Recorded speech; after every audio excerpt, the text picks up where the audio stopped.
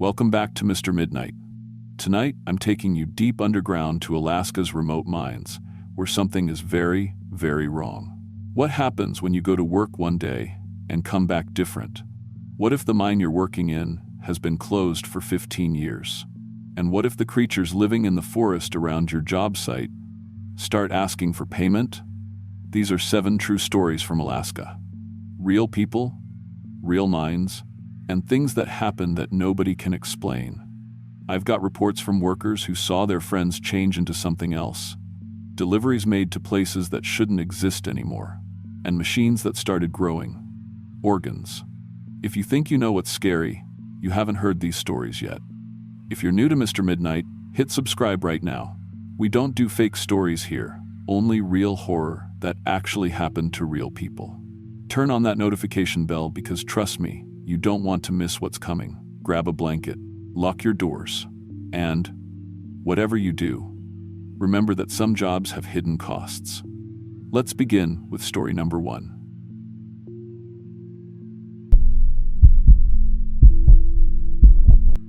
My name is Lisa Chen, and I've been an insurance adjuster for 12 years. I specialize in worker compensation claims, the kind where someone gets hurt on the job and we have to figure out if the company owes them money. I've seen everything: crushed fingers, chemical burns, backs destroyed by heavy lifting. After a decade of investigating bogus claims and real injuries, I thought nothing could surprise me anymore.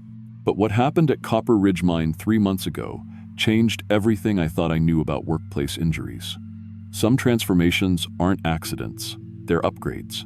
The case landed on my desk on a Tuesday morning in September. 5 worker compensation claims from the same mine, all filed within a week of each other. That's unusual, but not unheard of. Sometimes there's a safety incident that affects multiple workers, or a toxic exposure that shows up weeks later.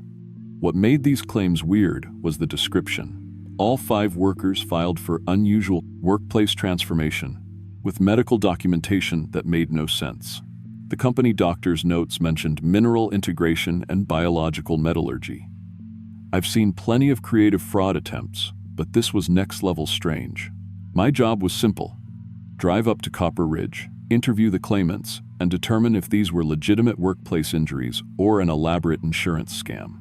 The mine was about 3 hours north of Denver, up in the mountains where cell service gets spotty and the nearest hospital is an hour away. I expected typical mining injuries when I loaded my investigation kit into my Honda. Respiratory problems from dust, back injuries from heavy equipment, maybe some cuts or burns. Mining is dangerous work, but the injuries follow predictable patterns. This case felt different from the start, but I figured it was just creative paperwork from workers trying to maximize their payouts. The drive up Highway 285 was beautiful in that crisp October way. Aspen trees turning gold, mountains sharp against blue sky. I'd done this route dozens of times for various mining claims. Copper Ridge Mine had a decent safety record, not perfect, but better than most operations their size. The mine entrance was typical: chain link fence, security shack, warning signs about hard hats and safety equipment.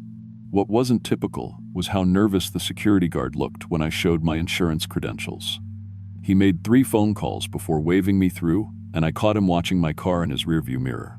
The main office was a double-wide trailer with Copper Ridge Mining Operations painted on the side. Inside, fluorescent lights buzzed over cheap paneling and filing cabinets that had seen better decades. The receptionist, a woman in her 60s with suspicious eyes, told me to wait for the mine's supervisor. Carl Morrison appeared 10 minutes later, a stocky guy in his 50s with prematurely gray hair and hands that shook, slightly when he shook mine. He wore the standard mining uniform: hard hat, steel-toed boots, reflective vest, hard be at the est. But everything looked too clean, like he hadn't been underground in weeks. "Miss Chen, thanks for coming all this way. I hope we can sort this situation out quickly." "Just need to interview the claimants and see some medical documentation," I said, pulling out my tablet. "Pretty standard stuff. Shouldn't take more than a few hours." Carl's face did something complicated. Not quite a wince, not quite a smile. "Right, about that. The boys have been different since the new ore vein opened up. Might want to prepare yourself." "Different how?" He gestured toward a smaller trailer marked medical. "Easier to show you than explain. Doc's got them scheduled for interviews this afternoon." The medical trailer was newer than the main office, with proper medical equipment and examination rooms that met OSHA standards. The company doctor, a thin man named Phillips, met us at the entrance. He looked like he hadn't slept in weeks. "The claimants are here," he said quietly. "I should warn you, what you're going to see challenges conventional medical understanding. I've been practicing occupational medicine for 20 years, and I've never encountered anything like this. Doctor, I've investigated thousands of workplace injuries. I'm sure I can handle whatever." "Ma'am," he interrupted, "these aren't injuries." The first claimant was Danny Rodriguez, 32 years old, 15 years mining experience. His file said he was a drill operator who worked the deepest levels. When he walked into the examination room, he looked completely normal except for his hands. Where fingernails should have been, Danny had small metal spikes, not fake nails or prosthetics, 1822. Actual metal growing from his nail beds. They were sharp and metallic, like copper ore formations, and when he flexed his fingers, they made scraping sounds against each other. "Started 3 weeks ago," Danny said, demonstrating how the spikes could extend and retract slightly. "Right after we hit the new vein on level 3. Doc says it's not an infection or injury. The metal is growing from inside my bones." I stared at his hands. The spikes looked organic, like they belonged there. The skin around them showed no irritation or infection. "Does it hurt?" "Not exactly. Feels natural, I guess. Like they were always supposed to be there." He scratched his chin, leaving small metal marks on his skin.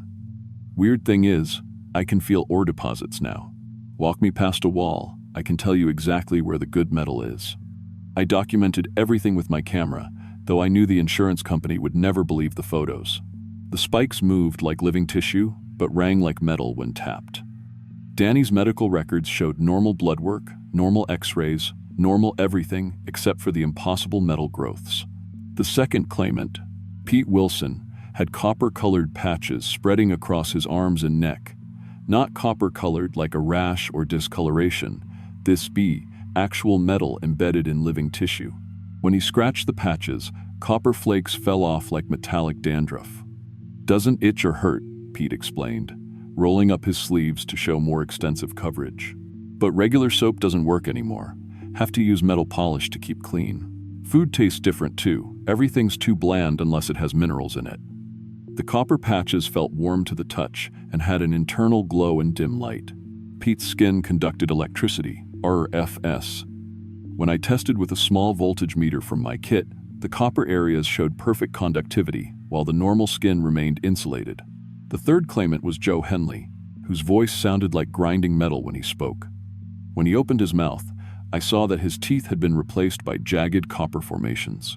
Not dental work, natural growth that had somehow transformed his original teeth into functional metal. "Can bite through steel cable now?" Joe demonstrated with a piece of wire from the medical cabinet. "But can't eat normal food anymore. Everything tastes like plastic unless it has metal content. Live on mineral supplements and metal shavings mostly." The fourth claimant, Rick Santos, showed me his chest where his ribs were visible through translucent skin. But the ribs weren't bone anymore. They were copper ore formations growing through his torso in the exact pattern of a rib cage. His heart was visible beating between the metal ribs, somehow unharmed by the transformation. "Doesn't hurt at all," Rick said, tapping the metal ribs with his knuckles. "They rang like bells. But I can taste metal constantly, and regular food makes me sick. Doc says my blood chemistry has changed. I need copper and other minerals to survive now." The fifth claimant was the most disturbing. Sam Torres demonstrated how his sweat had turned into liquid copper. His work clothes were permanently stained green from copper oxidation, and when he worked up a sweat, actual metal droplets formed on his skin. "Company collects it," Sam said, wiping copper sweat into a small container. "I produce about 2 ounces per shift. They process it with the regular ore." He looked embarrassed. "Weird thing is, I feel sick if I don't sweat out the metal. Like my body needs to produce it." Carl had been watching my reactions to each claimant. After Sam left, he sat down across from me in the medical trailer. "Now you understand why the claims are so unusual. Traditional worker compensation doesn't exactly cover." "What the hell is happening here?" I demanded. "This isn't medically possible. People don't just grow metal. We discovered a new type of ore 3 weeks ago, Carl explained. Level 3, deepest part of the mine. It's unlike anything in geological literature, glows with internal light, warm to the touch, and seems to integrate with organic material. He pulled out a survey report and mining charts. Production has tripled since we hit the new vein. The boys work longer shifts without fatigue, extract ore with their bare hands, and can locate deposits through the metal in their bodies. From a business perspective, it's incredibly efficient. But they're becoming machines, I said. Not machines, something new. They're still human, but enhanced for mining work. Carl's expression was apologetic but determined. Insurance company needs to understand the full situation. That's why we filed the claims. I needed legal documentation for what's happening. I need to see this ore. Carl hesitated. Level 3 is restricted access. Safety protocols. I'm investigating worker compensation claims related to this ore. I need to see the cause of the injuries. After several phone calls to people whose names he didn't mention, Carl agreed to take me down to level 3. We rode the service elevator down through solid rock, past levels 1 and 2, where normal mining operations continued. The deeper we went, the warmer it became. Level 3 was unlike any mine I'd ever seen. The ore veins glowed with soft, pulsing light that seemed almost alive. The walls were warm despite being hundreds of feet underground, and the air hummed with barely audible vibration. The ore formations looked like they were growing rather than just sitting in the rock. Beautiful, isn't it? Carl said, leading me to the main extraction area. We're calling it Biomineral. It seems to respond to human presence. As we approached the ore face, I felt tingling in my fingertips. The sensation was pleasant, like a mild electrical current. I reached out to touch the glowing ore, and the tingling intensified. I wouldn't, Carl started to say, but it was too late. The moment my skin contacted the ore, warmth spread up my arms. I looked down to see small copper spots appearing on my hands, growing larger as I watched. The transformation began immediately, metal growing under my skin like a living infection. I'm sorry, Carl said, and I heard the access door lock behind us. Insurance company needs to understand the complete situation. Can't let you leave until the transformation is finished. The glowing ore pulsed faster, responding to my presence. The other workers appeared. Danny, Pete, Joe, Rick, and Sam, all showing more advanced transformation than during our interviews. Danny's metal claws had grown longer, Pete's copper skin covered most of his body, and Joe's metal teeth had multiplied into rows of sharp formations. It's not painful, Pete assured me as copper spread up my arms. Actually feels good once you stop fighting it, like becoming what you were always meant to be. My hands were completely copper-colored now, the metal spreading up my forearms. I could taste copper constantly, and regular water from my bottle tasted wrong. Only the metallic-tasting runoff from the ore walls satisfied my thirst. Transformation takes about 6 hours, Sam explained, copper sweat dripping from his skin. After that, you're part of the mine, part of the ore itself. The transformed workers were incredibly strong, extracting ore chunks with their bare hands and sensing new deposits through their metal components. They worked 20-hour shifts without fatigue, communicating with each other through metallic vibrations I was beginning to hear. My phone stopped working as copper formations grew through my clothing into the electronics.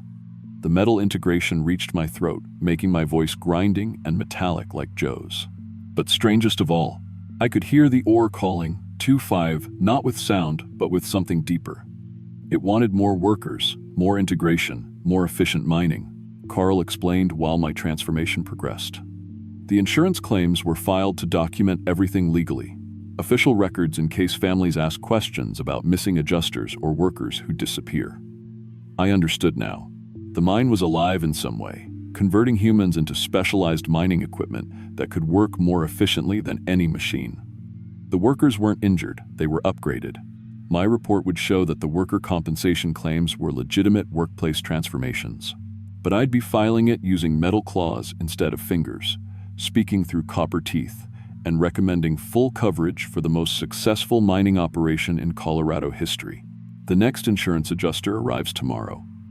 I'll be helping Carl explain the unusual situation to them, just like the others helped me understand.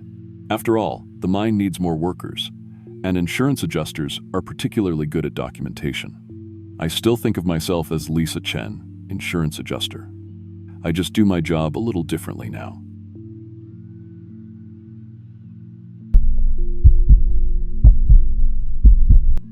My name is Mike Garrison, and I've been driving commercial delivery routes across Alaska for 12 years now. Started when I was 18, right after my dad died in a logging accident and mom needed help with the mortgage. Alaska's got some of the highest delivery rates in the country because of the distances. You can drive 8 hours and see maybe 3 other vehicles. Most drivers stick to the Anchorage-Fairbanks corridor, but I specialized in the ghost routes. Abandoned oil camps, shuttered research stations, and mines that shouldn't exist anymore. The isolation never bothered me. After Dad's funeral, being alone felt safer than being around people who kept asking if I was okay. My Freightliner M2 became my second home. CB radio tuned to channel 19, thermos of coffee that never seemed to empty, and 400,000 miles of Alaskan roads memorized like prayer. I thought I understood loneliness. I thought I knew what empty meant. Then, I started delivering to Raven Creek Mine and learned there are different kinds of alone, some kinds of empty that aren't empty at all. The Raven Creek contract came through dispatch on a Tuesday morning in March, 6 months ago. Monthly food delivery, enough groceries to feed 20 miners for 4 weeks. Same order every month. 20 ribeye steaks, 40 pounds of ground beef, 60 cans of beans, 12 loaves of bread, 8 cases of Budweiser, 5 pounds of coffee, 4 cartons of Marlboro Reds. The kind of supplies that kept men fed and functional in the middle of nowhere. 200 miles north of Anchorage, past the point where cell towers give up and GPS starts lying. The access road branched off Highway 3 like a crooked finger pointing into wilderness that swallowed sound and spat back silence. First delivery went smooth as clockwork. Pulled up to the gate at 2:15 p.m., honked twice, watched a bearded guy in Carhartt coveralls trudge out to sign the paperwork. T. Morrison, site foreman. Friendly enough, asked about road conditions, mentioned they'd been pulling good copper from the North Tunnel. Standard mining camp small talk. Took me 20 minutes to unload. Morrison helped carry the beer cases, complained his back wasn't what it used to be. Said his wife was fighting cancer down in Anchorage, appreciated the steady work to pay for treatments. Real conversation between real people doing real jobs, nothing unusual, nothing wrong. Second delivery, same routine. Third delivery, Morrison looked tired, mentioned his daughter's wedding was coming up.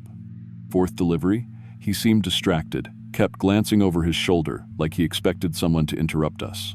But the mine was running smooth, could hear generators humming, equipment moving, men's voices calling instructions from somewhere inside the facility. Fifth, delivery changed everything.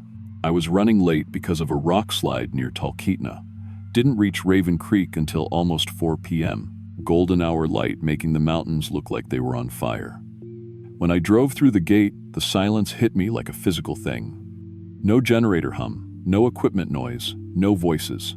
The mine was completely abandoned. I sat in my truck for 10 minutes, engine idling, waiting for someone to appear. All the buildings looked empty.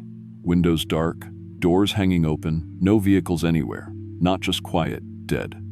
Like a place where people had packed up and left years ago. But my delivery log showed Morrison had signed for last month's shipment just 4 weeks earlier. His signature was right there. T. Morrison, site foreman, the 15th of March 2024. And when I checked the usual drop-off point, there was no trace of the previous delivery. 500 pounds of food and supplies, completely gone. I tried calling dispatch on my CB, but got nothing except static that sounded almost like whispers. My cell phone showed no signal, which wasn't unusual this far north. Company policy, which was clear. No signature, no delivery completion, no payment. But something about the empty mine felt wrong in a way that made my skin crawl. After walking around the facility for 30 minutes, calling out, checking every building, I decided to unload anyway. Maybe Morrison was sick, or there'd been an emergency evacuation. I'd figure out the paperwork later. As I stacked the last case of beer near the gate, the sun was setting behind the mountains, painting everything blood red. I was already planning how to explain this to my dispatcher when I climbed back into my truck and started the engine. 2 miles down the access road, I glanced in my rearview mirror. 20 men in work clothes were unloading my delivery. I hit the brakes so hard my seatbelt cut into my chest. When I turned to look through the back window, the mine was empty. No people, no movement, just supply crates sitting where I'd left them in the fading light. But in my rearview mirror, the men were still there. I could see them clearly. Hard hats, steel-toed boots, heavy jackets. Morrison was directing the others, pointing toward different buildings, organizing the supplies like any work crew at the end of a long day. I grabbed my binoculars and focused on the drop-off area. Empty ground. Motionless supply crates. The mirror showed busy workers carrying food toward the mess hall, laughing about something, moving with the tired efficiency of men who'd done this routine 100 times. I sat in that truck until full darkness, switching between direct observation and mirror reflection. The two realities never matched. My eyes saw abandonment. The mirror showed life. When I finally drove away, my hands were shaking so badly I could barely grip the steering wheel. For the next month, I couldn't sleep, couldn't eat. My girlfriend Sarah started asking questions I couldn't answer. "You look like hell, Mike. What's wrong?" But how do you explain seeing things that shouldn't exist? How do you describe the difference between empty and haunted? I started researching Raven Creek online, spending hours in the Anchorage Public Library going through newspaper archives and state mining records. What I found made everything worse. Raven Creek mine had been closed for 15 years. Shut down in 2009 after a tunnel collapse killed 6 miners. The bodies were never recovered, too dangerous to retrieve them from that deep underground. The families sued, the company went bankrupt, the facility was abandoned. According to every official record, no one had worked at Raven Creek since the accident. But Morrison was listed in current employment databases. Active payroll records showed him earning $78,000 annually from Raven Creek Mining Corporation. His taxes were filed, his insurance was current, his wife received spousal benefits for her cancer treatments. According to the government, Tom Morrison worked at a mine that had been closed for 6 years before he was supposedly hired. When the next delivery date came around, I loaded my truck with shaking hands. Brought a digital camera this time, extra batteries, voice recorder, anything that might document what was happening. If I was losing my mind, at least I'd have evidence. The mine looked exactly the same, completely dead. But this time, instead of just unloading and leaving, I hid behind my truck after stacking the supplies. What I saw broke something inside my head. The supply crates began moving on their own, not floating, sliding across the gravel like invisible hands were dragging them. Cases of beer moved in pairs, bouncing slightly with each step. Bags of flour shifted and swayed like someone had slung them over their shoulder, and I could hear them talking. "These steaks look good, better than last month. Coffee's getting low in the mess hall. Morrison's wife doing better with the chemo? Yeah, doctors say she's responding well. Wedding's still on for June." Normal workplace conversation. But the voices had no bodies. I pulled out my camera and started recording. Through the viewfinder, I could see everything perfectly. 20 miners in work clothes, carrying supplies, talking and laughing like any crew at the end of their shift. The camera showed what the mirror had shown. A fully operational mining camp with living, breathing workers. But when I looked up from the camera, I saw only floating supply crates and heard disembodied voices discussing their lives, their families, their hopes for the future. I filmed for 2 hours, following the invisible workers as they organized supplies and went about their evening routine.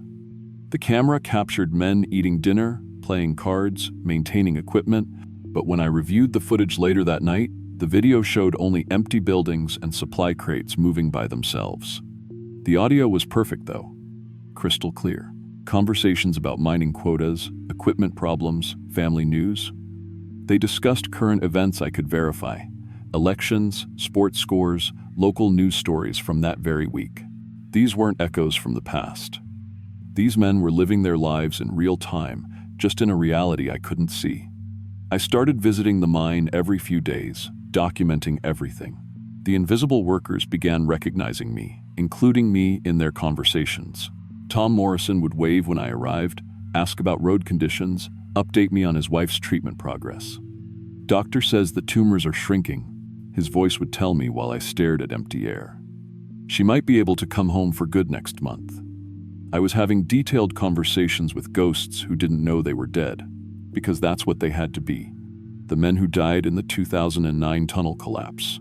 Somehow, they'd never stopped working, never realized the mine had shut down, never understood that their bodies were buried under tons of rock in the North Tunnel, while their spirits continued showing up for shift work every day. But their paychecks were real. Their families were real. Tom Morrison's wife was receiving actual money for her actual cancer treatments, paid by a mining company that existed only in some parallel version of Alaska, where the tunnel never collapsed and 6 good men never died. The worst part was talking to their families. I drove to Anchorage and found Tom Morrison's address in the employment database. A small house near Ship Creek, American flag hanging from the porch, garden gnomes his wife probably bought at a garage sale. Helen Morrison answered the door, thin from chemotherapy, but smiling when I mentioned her husband's name. "Oh, you must be Mike, the delivery driver. Tom talks about you all the time. Says you're the only company he gets up there besides the crew."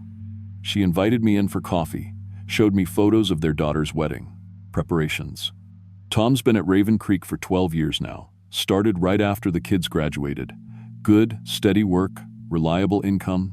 He calls every night around 8, after his shift ends. But Tom Morrison had been dead for 15 years, crushed in a tunnel collapse along with 5 other men whose families I visited over the next week, all receiving paychecks from their deceased husbands, all talking to them every night on phones that somehow connected the living world to whatever reality the dead miners inhabited. Dave Kowalski's widow lived in a trailer park in Eagle River. She showed me photos of her son's hockey team, mentioned how proud Dave was of the boys' athletic scholarship. Dave never misses a game when he's not working, drives down from the mine every weekend during season.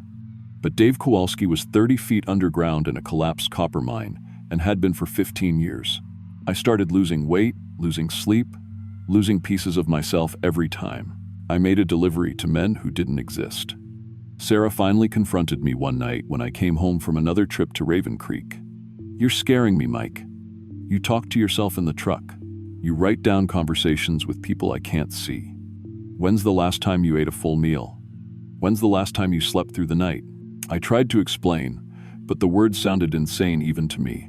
She left the next morning, took her clothes and our shared bank account, left a note saying she loved me but couldn't watch me disappear into whatever fantasy was eating my brain. That's when I realized the truth. I wasn't documenting a supernatural phenomenon. I was becoming part of it. Each month, the barrier between realities got thinner. The invisible workers became more solid to my eyes. The mine buildings started showing signs of life, even without cameras or mirrors. I could smell diesel exhaust from equipment that shouldn't exist, hear machinery that had been silent for 15 years. By my 6th delivery, I could see the miners clearly without any technology. Tom Morrison looked exactly like his employment photo, bearded, weathered, kind eyes that lit up when he saw my truck approaching. We talked for hours about his wife's recovery, his daughter's marriage, his pride in working an honest job that provided for his family. "You're the only one who understands," he told me one evening as we sat in the mess hall. "The only one who knows we're still here, still working, still providing for the people we love." The other miners nodded agreement. They'd all noticed that outsiders couldn't see them anymore, couldn't hear them, acted like the mine was empty. But their families still received paychecks, still talked to them on phones that bridged impossible distances. "We can't leave," Dave Kowalski explained. "Our families depend on us. My boy needs that scholarship money. Tom's wife needs her medical bills paid. If we stop working, if we admit what happened in that tunnel collapse, our families lose everything." That's when I understood the horror of my situation. These men weren't haunting Raven Creek Mine. They were choosing to stay dead rather than let their families suffer. They'd found a way to keep earning money from beyond the grave, to keep providing for the people they loved, but only as long as someone from the living world acknowledged their existence. I was their anchor to reality. Without my deliveries, without my recognition of their presence, the supernatural connection would break. The paychecks would stop coming. 6 families would lose their primary income and discover their husbands and fathers had been dead for 15 years. I tried stopping the deliveries once. Told dispatch I was sick, stayed home for 3 days. On the 4th day, Helen Morrison called my office. "Mike, Tom hasn't called in 3 nights. They said at the mine office that no supplies came this month. Is everything okay? Tom's never missed a call in 12 years. I drove to Raven Creek that same afternoon with emergency supplies. Found Tom Morrison standing at the gate, looking more transparent than I'd ever seen him. "We were starting to fade," he said quietly. "Helen couldn't hear me when I called. Dave's boy couldn't see him at the hockey game. Without the deliveries, without someone who knows we're here, we start disappearing completely." I resumed the monthly runs, but something fundamental had changed. I could see them clearly now, talk to them normally, but I was also becoming invisible to everyone else.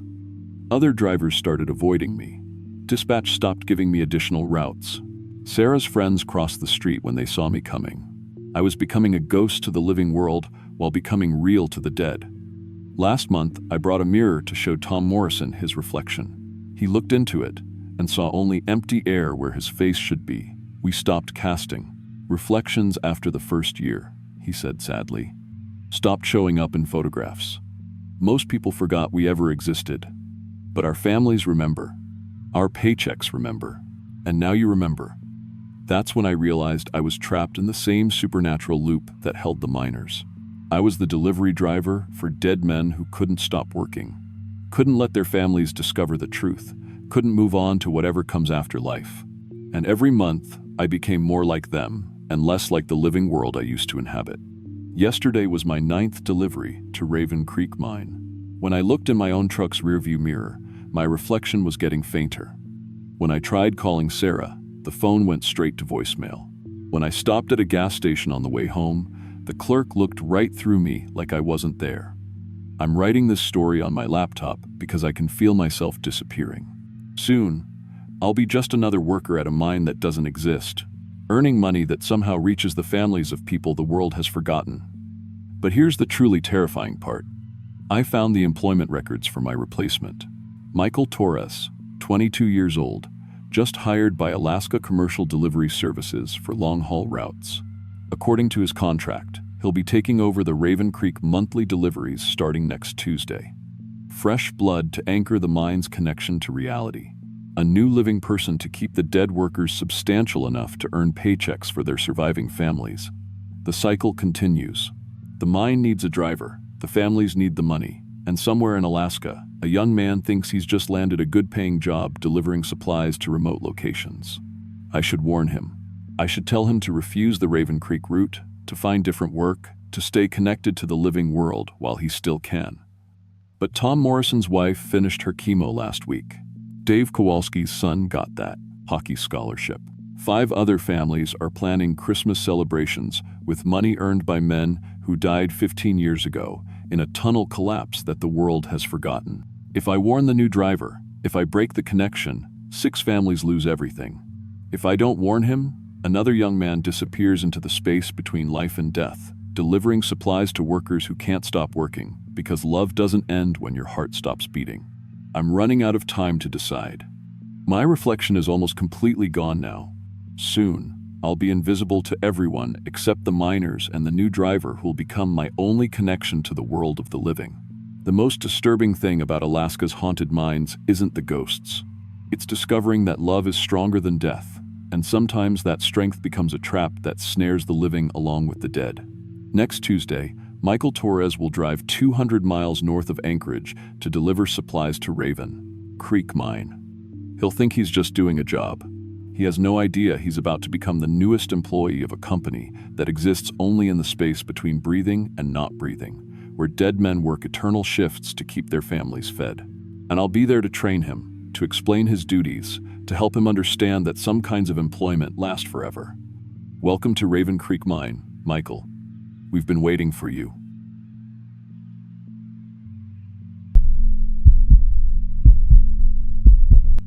My name is Jennifer Martinez, and I've been coordinating supply deliveries for remote mining operations across Alaska for 8 years now. I started right out of college with a logistics degree, thinking I'd work in some nice warm warehouse in Anchorage. Instead, I found myself managing food, equipment, and personnel transport to sites so remote they don't even show up on most GPS systems. These places have no road access. Everything goes in and out by helicopter or bush plane. I've handled emergency medical evacuations, equipment failures in 60 below weather, and supply drops to crews that hadn't seen fresh food in 2 months. But what happened at Copper Ridge Mine 3 weeks ago changed everything I thought I knew about what lurks in the deep places of Alaska. The call came in on a Tuesday morning while I was reviewing quarterly supply reports in my office at Northern Logistics. My supervisor, Mike, knocked on my door with a concerned look I'd never seen before. "Jennifer, we need you to personally handle the Copper Ridge delivery today," he said, setting a thick folder on my desk. "They've been reporting some unusual consumption patterns that don't add up." I opened the folder and started scanning the requisition forms. Copper Ridge was a mid-sized copper extraction operation, about 200 miles northeast of Anchorage, employing 18 workers on rotating shifts. Standard stuff, except their monthly food orders had tripled in the past 6 weeks despite maintaining the same crew size. "Look at this," I said, pointing to the numbers. "They're ordering enough meat for 50 people, but their personnel roster hasn't changed. Same 18 guys, same rotation schedule." Mike nodded. Site supervisor Carl Jenkins has been calling every few days asking for rush deliveries. Says the crew is working harder than ever and burning through supplies faster than normal. But the production reports don't show any increase in output.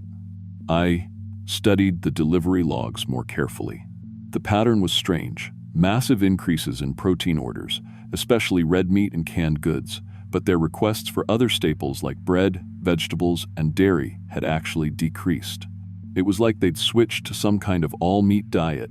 "Maybe they're just sick of the usual camp food," I suggested. "Happens sometimes with long-term crews." "That's what I thought too," Mike replied. "But yesterday Carl called asking if we could source fresh caribou and elk meat instead of our usual frozen beef shipments. Said the crew was requesting it specifically." I loaded my truck with the supply manifest and headed to the airfield where our contract pilot, Dave Morrison, was already prepping his Bell 206 helicopter. Dave had been flying supply runs to remote sites longer than I'd been in the business. If there was something unusual happening at Copper Ridge, he'd know about it. "Morning, Jennifer," Dave called over the rotor, a noise as I approached with the clipboard. "Got quite a load today. That crew up at Copper Ridge must be working up quite an appetite. You notice anything different about the site lately?" I asked as we loaded the cargo nets with food supplies and equipment. Dave paused, securing a crate of canned meat. "Funny you ask. Last couple times I've been there, the crew seems different. More energetic, but also more intense. Used to be they'd wave when I landed, maybe chat for a few minutes. Now they just watch from the mine entrance until I'm gone." The flight to Copper Ridge took about 90 minutes, following the river valleys through increasingly remote wilderness. As we approached the site, I could see the mining operation spread across a natural clearing. Several prefab buildings, the main equipment shed, and the mine entrance itself carved into a rocky hillside. Dave set us down on the helicopter pad near the storage facility. As the rotor wound down, I noticed something odd. Usually, mining crews would come out to help unload supplies, eager for news from town and fresh supplies. Today, only the site supervisor, Carl Jenkins, emerged from the main building. Carl looked exhausted. Dark circles under his eyes, pale skin, and a nervous energy that hadn't been there during my previous visits. He was a veteran mining supervisor, normally calm and organized, but today he seemed agitated. "Jennifer, thanks for coming out personally," Carl said, shaking my hand with fingers that felt unusually cold. "We really need to talk about these supply issues." "The consumption reports have been concerning," I replied, pulling out my tablet. "Can you walk me through what's happening?" Carl glanced toward the mine entrance, where I could see several workers gathered in the shadows. "The crew has been eating constantly but staying hungry. It started about a month ago when we opened the deep shaft for the new copper vein. Since then, their appetites have been different. As we unloaded the supply crates, I started noticing details that didn't make sense. The trash containers near the mess hall were overflowing with empty food cans, but they'd been opened strangely, torn and punctured, rather than properly opened with can openers. Cardboard boxes were shredded as if animals had gotten into them. "Carl, are you having problems with bears or other wildlife getting into your food stores?" I asked. He shook his head. "No bears. The crew is just They eat differently now, work harder than ever, but they need more food, and their appetites are different than before. Carl led me to the storage facility where I needed to inventory the delivered supplies. Inside, the scene was worse than the trash containers suggested. The previous month's delivery had been consumed almost entirely. Cases of canned meat completely empty, torn packaging scattered everywhere. But the eating patterns were all wrong. Cans had been opened with what looked like teeth marks, boxes shredded and torn rather than properly opened. "Carl, this looks like wild animals got into your supplies," I said, examining a can that had been punctured by what appeared to be large canine teeth. Carl's expression grew more uncomfortable. "I need to show you something," he said quietly. "But first, you should understand. The crew has been changing since we opened the deep shaft last month. They work harder than ever, but they need more food, and their appetites are different." He led me toward the mess hall, a prefab building that usually served as the social center of the mining camp. Through the windows, I could see workers gathered around tables, but something about the scene looked wrong. "What do you mean by different?" I asked. Before Carl could answer, we entered the mess hall. What I saw inside made my stomach turn. 6 workers were seated around a central table, eating raw meat with their bare hands. No plates, no utensils, just chunks of fresh caribou being torn apart and consumed directly. Their teeth had grown longer and sharper, clearly designed for tearing flesh rather than normal chewing. When they opened their mouths to bite, their jaws seemed to unhinge slightly to accommodate larger pieces of food, like snakes feeding. One of the workers, a man I recognized as Pete Kowalski from previous deliveries, looked up and approached me. He'd always been friendly before, but now something was fundamentally wrong with his appearance. His pupils had become vertical slits, like a predator's eyes. "Jennifer, you bring the good meat?" Pete asked with genuine enthusiasm, but saliva was dripping from elongated canines. His breath smelled like underground caves mixed with something rotting deep below. I stepped backward instinctively. "Pete, are you feeling all right?" "You look better than ever," he interrupted, his modified teeth making his speech slightly slurred. "We found something amazing down in the new caves, something that shows us how to eat properly, how to be what we're supposed to be." Carl pulled me aside. "Let me explain what we discovered," he said quietly. "When we excavated the new shaft last month, we broke through into a natural cave system, found evidence of previous occupants, something that lived down there long before humans arrived in Alaska." He led me past the feeding workers toward a corridor I hadn't seen during previous visits. The crew has been exploring the caves during their break times. They've been bringing back interesting artifacts, learning things from whatever lived down there. Carl opened a storage room that had been converted into some kind of display area. Inside were collections of bones arranged in specific feeding patterns, all cleaned completely white. But these weren't normal animal bones. They included species that shouldn't exist in Alaska, massive predators with anatomy ID couldn't identify. "The workers have started imitating the feeding behaviors they found evidence of in the caves," Carl explained. "They pile fresh meat in the center of tables and take turns feeding from the communal source, just like the bone arrangements we found below." Pete appeared behind us, moving silently despite wearing heavy work boots. "Want to join us for lunch?" he offered, holding out a chunk of raw caribou dripping with blood. "Tastes so much better this way. The old ones taught us that cooked meat loses its power."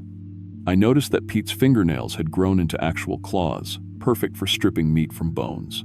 His neck appeared slightly elongated, allowing him to reach the food without bending over. These weren't makeup effects or costumes, these were actual physical modifications. "Carl, we need to get these men medical attention," I said, trying to keep my voice steady. "This isn't normal behavior." "They don't want medical attention," Carl replied. "They say they feel better than they ever have. Stronger, faster, more alert. They're becoming what the caves taught them to become." Carl led me toward a service elevator I'd never noticed before. "Let me show you the source," he said. "Level 2, where we broke through into the cave system." The elevator descended much deeper than I expected. When the doors opened, we emerged into a rough tunnel that transitioned from industrial mining into natural cave formations. Carl handed me a heavy-duty flashlight, and we proceeded into the cavern system. The natural caves extended beyond our light range, carved smooth by something large over many years. The walls showed claw marks from creatures with 8-foot arm spans, deep scraping patterns gouged directly into solid rock. Whatever had lived here was massive and incredibly powerful. We found feeding chambers deeper in the system, Carl explained as we walked. Floors covered with bone fragments from successful hunts. Some bones are recent, small animals, birds that fell into the caves, but others are ancient and massive. We reached one of these feeding chambers, a circular room with a domed ceiling. The floor was indeed covered with bones, arranged in patterns that suggested intelligence and purpose. The workers had been learning hunting and feeding techniques from whatever species had lived here before. The old ones were the real apex predators of Alaska. Pete's voice echoed from behind us in the cave. I spun around to see him emerging from a passage I hadn't noticed, moving silently through the darkness. His eyes reflected our flashlight beams like an animal's, clearly adapted for underground hunting. "Pete, how did you get down here so fast?" I asked. "We know these tunnels now," he replied, his voice echoing strangely in the cave acoustics. "The old ones teach us. They show us how to feed properly, how to hunt like our ancestors should have." More workers began emerging, from deeper cave passages, all showing advanced physical modifications. Their limbs had extended for reaching into crevices, their night vision was clearly enhanced, and their sense of smell seemed incredibly improved. They were physically adapting to become the apex predators these caves once housed. Carl revealed the full truth as we stood surrounded by the modified workers. The cave system contains evidence of Alaska's original dominant species, intelligent hunters that lived underground, emerging only to feed on surface creatures. Our mining operation awakened something dormant in the cave ecosystem. Workers who spent time in the caves began developing characteristics of the ancient hunters, he continued. They're becoming the modern version of whatever predator originally carved these tunnels. Pete lunged forward with inhuman speed, claws extended toward my throat. His movement was faster than any human should be capable of, coordinated and predatory. Carl pushed me aside and fired a flare gun into the cave ceiling. The bright chemical light filled the chamber with intense illumination. The modified workers immediately retreated deeper underground, their adapted eyes unable to handle surface-level brightness. "Run!" Carl shouted, grabbing my arm. "They can't handle bright light, it's their only weakness." We sprinted back through the tunnel system toward the elevator, Carl firing additional flares behind us to keep the workers at bay. The elevator seemed to take forever to reach the surface level, and I could hear inhuman sounds echoing from the caves below. When we reached the helicopter, Dave had the rotors already spinning. "What the hell was that noise from underground?" he shouted over the engine. "Get us out of here now!" Carl yelled back, climbing into the passenger compartment. As we lifted off, I looked down at the mine entrance. Pale figures were emerging from the facility as the sun began to set, their modified forms clearly visible even from our altitude. They moved with coordinated purpose, beginning what looked like their first organized hunt on the surface. The flight back to Anchorage was the longest 90 minutes of my life. Carl sat in silence, staring at his hands, while I tried to process what I'd witnessed. When we landed, I immediately called my supervisor to report the situation. Mike listened to my account with growing concern, but when I mentioned the physical modifications and underground predators, his expression changed to one of professional skepticism. The official report stated that the Copper Ridge crew had suffered from isolation-induced psychological stress and dietary deficiencies. Carl was transferred to a different facility for medical evaluation and rest. The mine was temporarily closed for safety inspections. Within a week, all official records of the unusual consumption patterns had disappeared from our systems. I still work for Northern Logistics, but I've been reassigned to handle deliveries only to established mining operations with road access. My requests to follow up on the Copper Ridge situation have been denied, and the site remains officially closed. But sometimes, when I'm reviewing supply manifests late at night, I get reports of unusual wildlife behavior from remote areas throughout northern Alaska. Coordinated hunting patterns, evidence of intelligent predators, and always the same detail. They emerge from underground cave systems at sunset to hunt on the surface. I've learned to recognize the signs in supply requests from remote sites.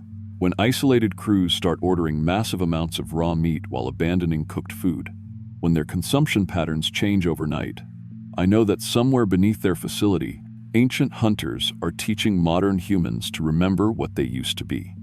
And every time the phone rings with a rush delivery request from a remote mining operation, I wonder if I'm about to meet another crew that's found their way into the deep places where Alaska's original apex predators still wait to reclaim their territory.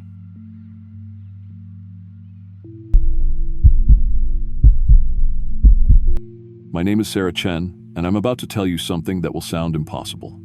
I've been a night janitor in Alaska for 3 years, working my way through community college, one building at a time. I've cleaned blood out of emergency rooms, scrubbed gang tags off courthouse walls, and mopped up things in police stations that would make most people sick. I thought I'd seen everything that could happen in the dark hours when normal people sleep. But what happened at the Goldstream mine outside Fairbanks last month proved that some places hold on to their dead, and some jobs come with a price that no paycheck can justify. I need to tell this story because Marcus Rodriguez, the kid who replaced me, has been missing for 6 days now. The police think he ran off with his girlfriend to Seattle. His family thinks he's lying dead in a snowbank somewhere. But I know the truth, and if I don't get this out, more people are going to disappear into that mine. The Goldstream mine has been pulling gold out of the Alaskan earth since 1923. During its peak years in the 1,980 seconds, it employed over 200 miners working 3 shifts around the clock. The money was incredible. Guys were pulling down 6 figures, driving ore carts and operating heavy equipment. But gold mining is dangerous work, especially in Alaska, where the ground stays frozen year-round and cave-ins happen without warning. On March 15th, 1987, a support beam failure trapped 42 miners on the night shift 400 feet underground. The rescue operation lasted 11 days, but by the time they reached the trapped men, toxic gas buildup had killed every single one of them. The families sued the mining company into bankruptcy, and the mine stayed closed for 15 years. When Goldstream reopened in 2002 under new ownership, they converted most of the operation to strip mining and used the old underground facility just for equipment storage and administrative offices. The deep tunnels, where those men died, were permanently sealed with reinforced steel doors and concrete barriers. The whole tragedy was memorialized with a plaque by the entrance that lists all 42 names. I got the night janitor contract through Northern Cleaning Services, where I'd worked for 8 months without any problems. The pay was 30% above normal rate because of the remote location and the building's history. My supervisor, Janet Morrison, was honest about why the money was so good. Previous janitor lasted 2 weeks, she told me during the interview. Said the place gave her the creeps. Before her, we had a guy quit after one night. Said he heard voices coming from the sealed mine entrance.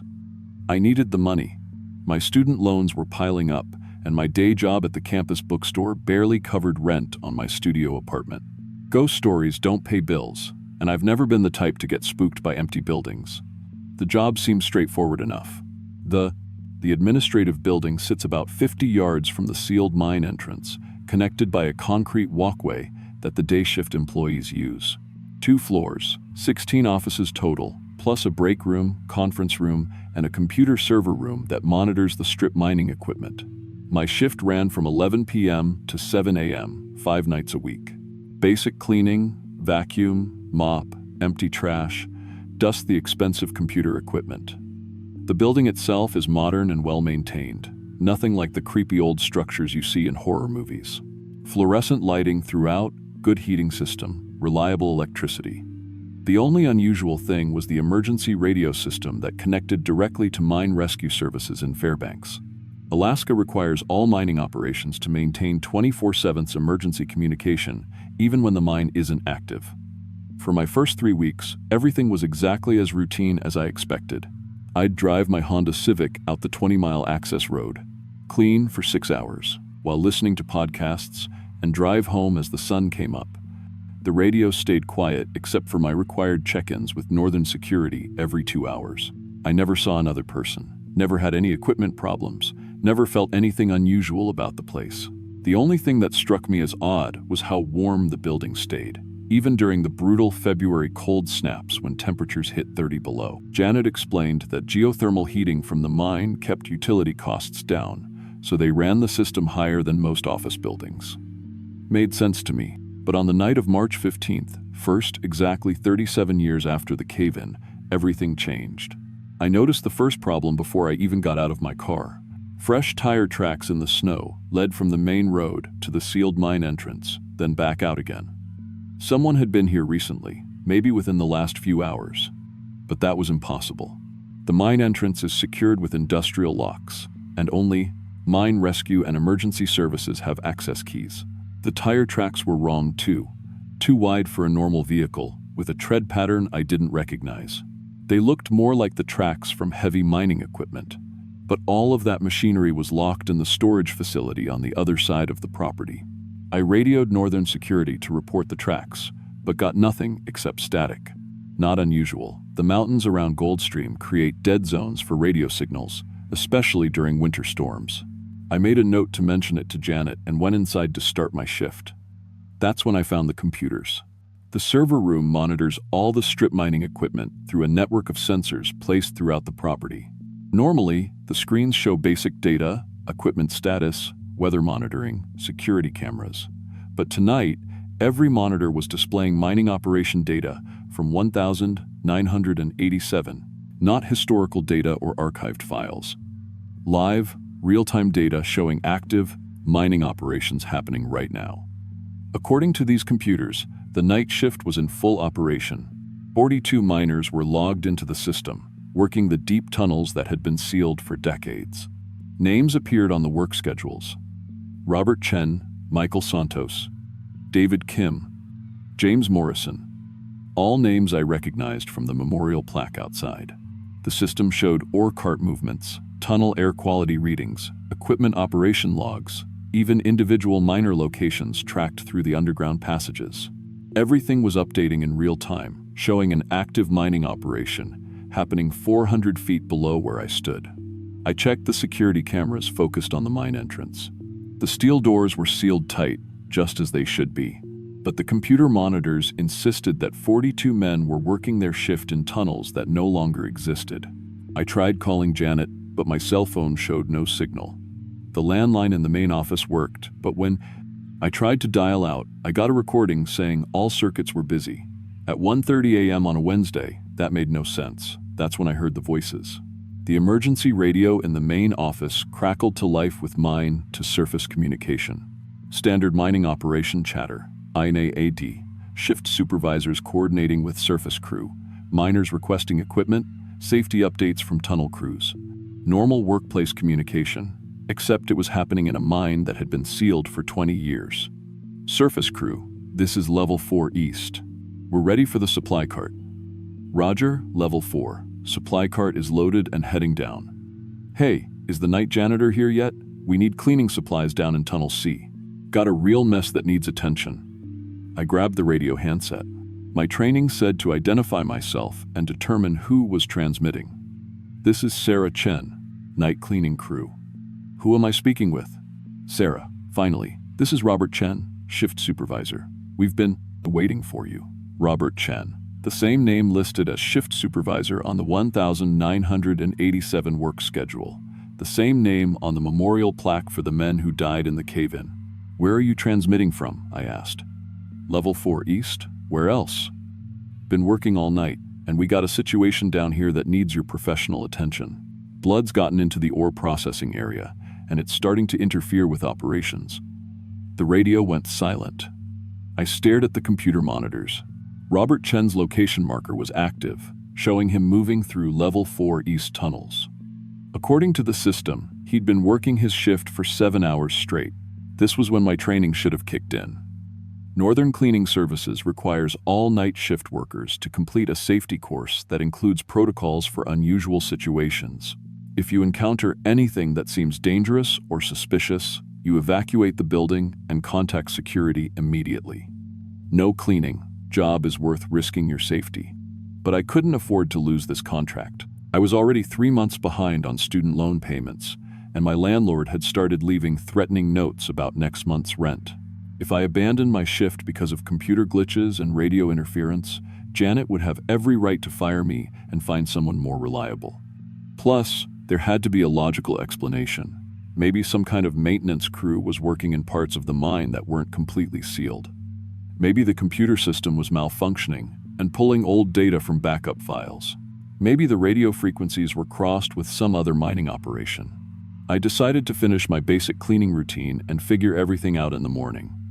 But as I worked, the radio chatter continued. Surface crew, we need fresh water and cleaning supplies in Tunnel C. The blood's getting thicker down here, hard to see what we're doing. Tell the janitor to bring heavy-duty chemicals. This ain't coming out with regular soap. Every transmission mentioned cleaning supplies. Every voice sounded like men who had been working underground for hours, their voices rough from breathing recycled air and coal dust. And every name I heard matched the workers listed on the computer system. By 3 a.m., I was getting direct requests every few minutes. The voices were becoming more urgent, more demanding. They knew my name, knew I was the night janitor, and kept insisting they needed help with some kind of cleanup in the tunnels. Sarah, you need to get down here. This mess is spreading. Bring your biggest mops and all the bleach you got. We can't keep working like this. There's too much blood. That's when I noticed that my cleaning cart had moved. I'd left it in the second-floor hallway when I went to check the computer room.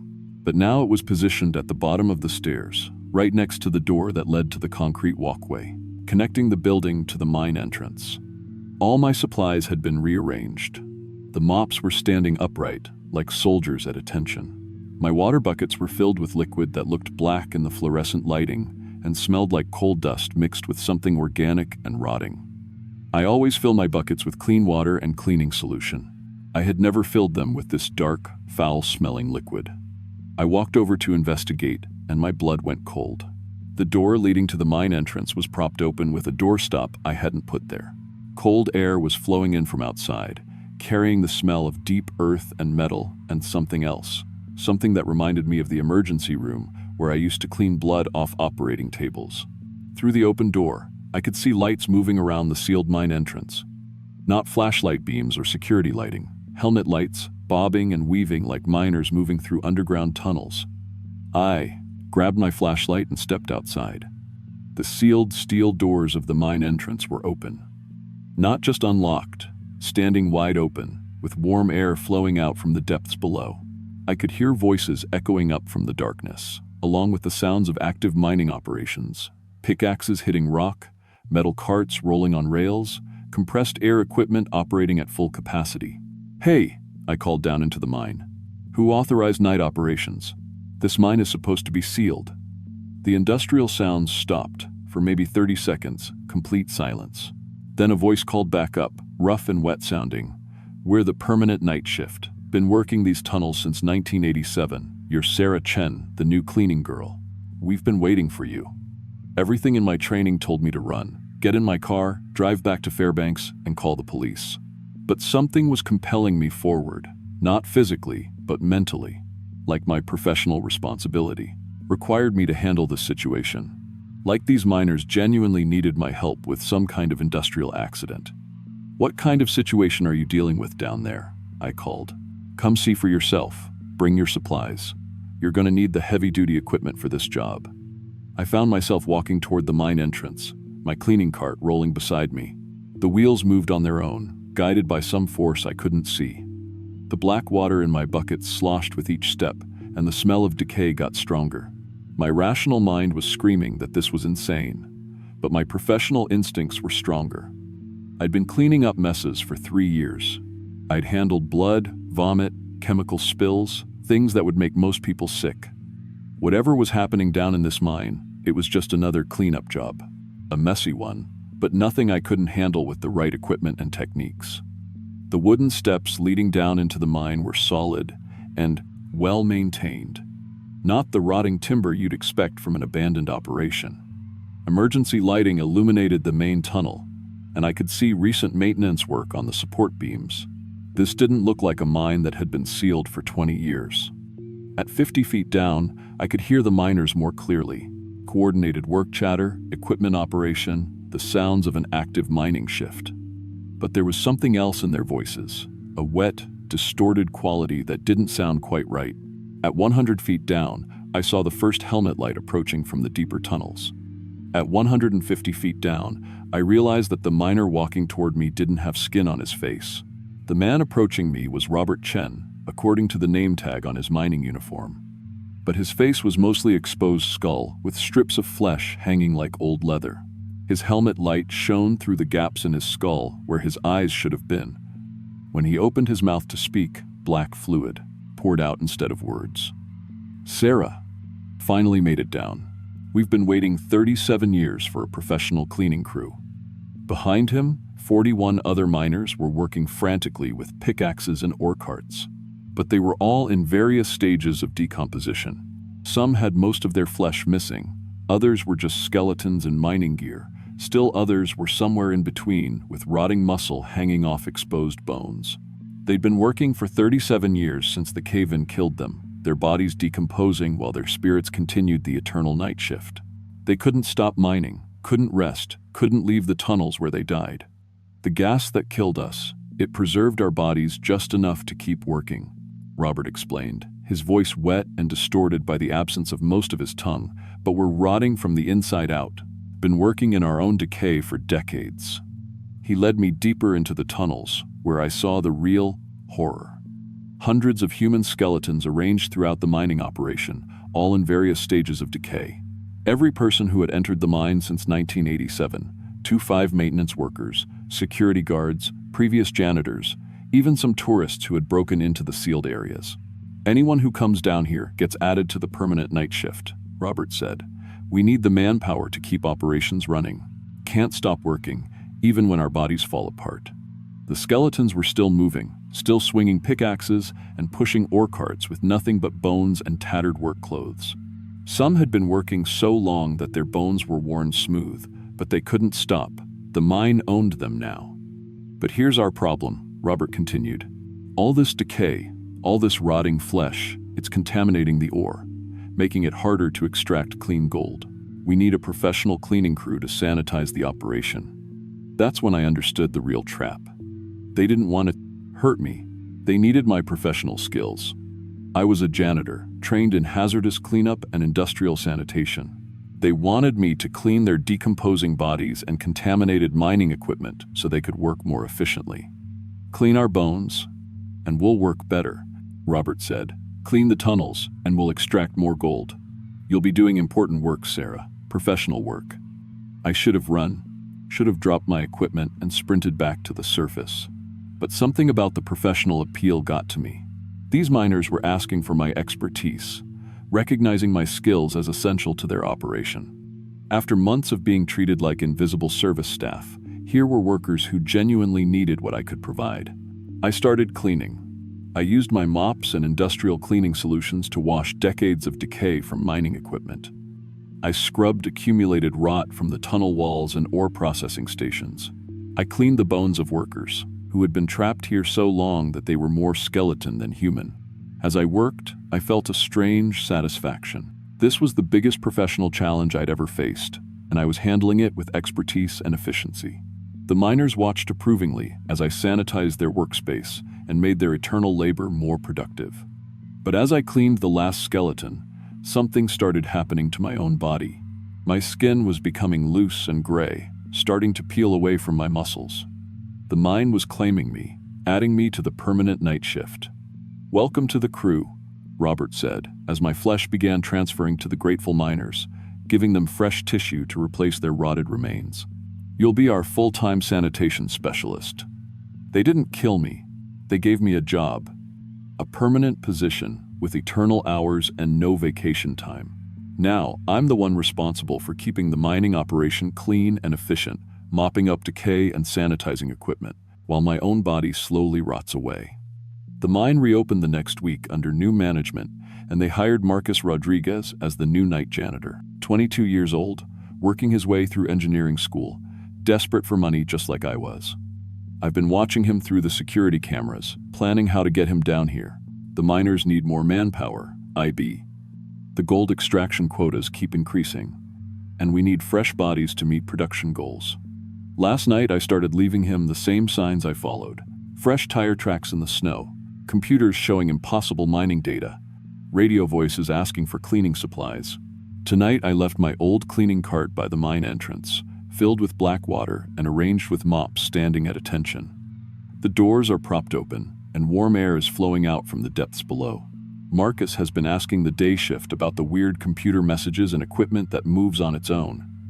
He's starting to investigate, just like I did. My radio still works, even though most of my jaw has rotted away.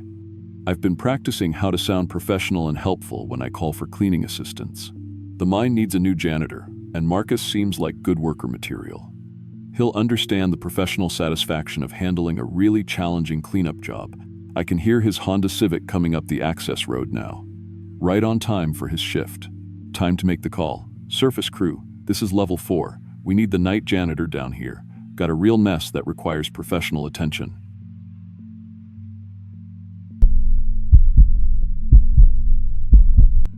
My name is Jake Morrison, and I've been operating heavy equipment for 15 years. Started right out of high school on construction crews in Anchorage. Worked my way up to the big machines.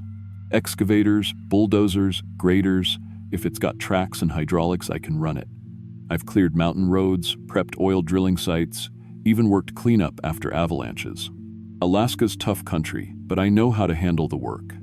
But what happened at Iron Creek Mine last month changed everything I thought I knew about the wilderness. Some things in these forests don't want to be disturbed. The call came on a Tuesday morning. Rush job at Iron Creek, they said. Good money, double overtime rates. They needed forest cleared for new mining operations, and they needed it done fast. The mine's about 40 miles northeast of Galena, way back in the thick timber where cell service cuts out and the nearest town is just a dot on the map. I loaded my gear and drove the company pickup toward the timber site, pulling our biggest excavator on the trailer behind me. The access road wound through dense spruce and birch forest for 20 miles. No other traffic, no signs of civilization except the gravel road and some old survey markers. The deeper I went, the quieter it got. Even with my windows up and the radio playing, I could feel the silence pressing in. These old-growth forests can be like that. So thick they swallow sound completely. I knew something was wrong the minute I reached the work site. 3 bulldozers and 2 excavators sat in a rough circle near the tree line, all of them still running. Diesel engines idling, hydraulic systems pressurized, warning lights blinking on the dashboards, but no operators anywhere. The machines had been abandoned right in the middle of the job. My supervisor Rick was waiting by his pickup truck, constantly scanning the forest around us. He's been running crews for 20 years, always calm under pressure, but today his hands were shaking as he lit another cigarette. Previous crew just disappeared, he said without any greeting. Left their equipment running and never came back. That was 2 weeks ago. I stared at the abandoned machines. 2 weeks? How are they still running? Rick shrugged, but his eyes never stopped moving between the trees. Fuel gauges show full. Doesn't make sense, but there it is. I walked over to the nearest bulldozer, a big Cat D9. The operator's seat was covered in dark stains that looked like dried blood. 4 parallel claw marks had ripped right through the vinyl cushioning, stuffing scattered across the cab floor like an animal had gone crazy inside. The other machines showed the same damage. Every operator position had been torn up by something with long claws, but the engines kept running, hydraulic fluid levels normal, no mechanical problems at all. What kind of animal does this? I asked, running my finger along one of the claw marks. It was deep, clean, like whatever made it had razors for nails. That's the thing, Rick said. Game warden came out, looked at the damage, said he's never seen claw marks like these. Too big for bears, wrong pattern for wolverines. And they're only on the operator seats. Nothing else got touched. I checked the other equipment while Rick explained what they'd been hearing during the night shifts. Heavy breathing from the forest, branches snapping under something big moving through the undergrowth. Sounds that didn't match any animal in the Alaska Wildlife Manual. Whatever's out there doesn't want us clearing this section, Rick said. It's protecting something. He showed me the territorial markings carved into trees around the worksite. Deep scratches in the bark, arranged in patterns like messages or warnings. The marks were 12 feet high on some of the bigger spruces, made by something impossibly tall with claws that could carve through living wood. Previous crew found more of cruces, these every day, Rick explained, like something was marking its territory, telling us where not to go. I fired up my excavator and started working on the tree line, staying well away from the marked trees. The machine responded perfectly, hydraulics smooth, engine running clean, but from the moment I started digging, I felt watched. Pale shapes moved between the trees, just outside clear visual range. They paced the perimeter of the worksite, following my equipment's movement patterns. When I swung the excavator bucket toward the forest, the shapes retreated. When I worked away from the trees, they moved closer. The weirdest part was the silence. Normal forest work comes with constant background noise. Birds, insects, wind in the branches. But here, the moment I started excavating near those marked trees, everything went dead quiet.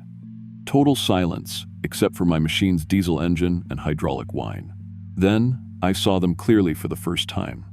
3 figures emerged from the tree cover, standing 9 feet tall with arms that reached almost to their knees. Pale, stretched skin-covered frames too thin for human anatomy. They moved with fluid, predatory grace, watching my excavation work with obvious intelligence. When I dug near their territorial markers, they made chittering warning sounds that raised the hair on my neck, but when I worked in unmarked areas, they watched approvingly and retreated back into the shadows. They were training me, using behavioral conditioning to teach me their rules. The previous operators, I called to Rick over the engine noise. What happened to them? His face went gray. Found pieces near the most heavily marked trees. Whatever these things are, they enforce their boundaries, cross into protected zones, and they attack. I kept working, but now I understood the pattern. The entities had divided the forest into zones, areas where humans could operate, and forbidden sections that meant death. To enter, they allowed limited mining activity as long as workers respected the invisible boundaries they'd established. As my shift continued, the entities followed along the perimeter, occasionally placing new claw marks on trees to adjust their territorial lines. They were actively managing human activity, using us as controlled resource extraction while protecting whatever they valued most. When evening approached, more shapes emerged from the forest. An entire pack surrounded the equipment staging area. They moved with coordinated purpose, preventing access to certain machines while leaving others untouched. Only equipment that had stayed within approved zones remained undamaged.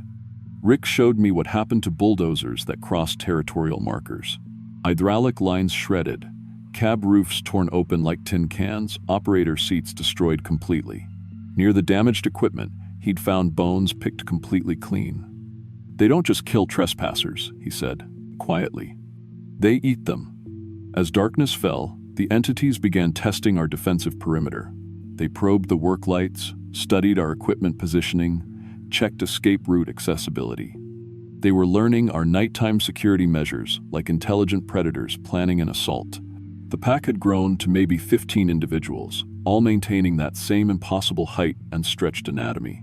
They communicated through chittering sounds and clicking noises, coordinating their movements with military precision. "There's something I haven't told you," Rick said as we sat in his pickup truck, doors locked, watching pale shapes move through the shadows. "We've been paying them." "Paying them?" "Tribute, food, equipment, anything to keep them satisfied so we can work the approved areas. But their demands keep increasing. More tribute for the same access rights."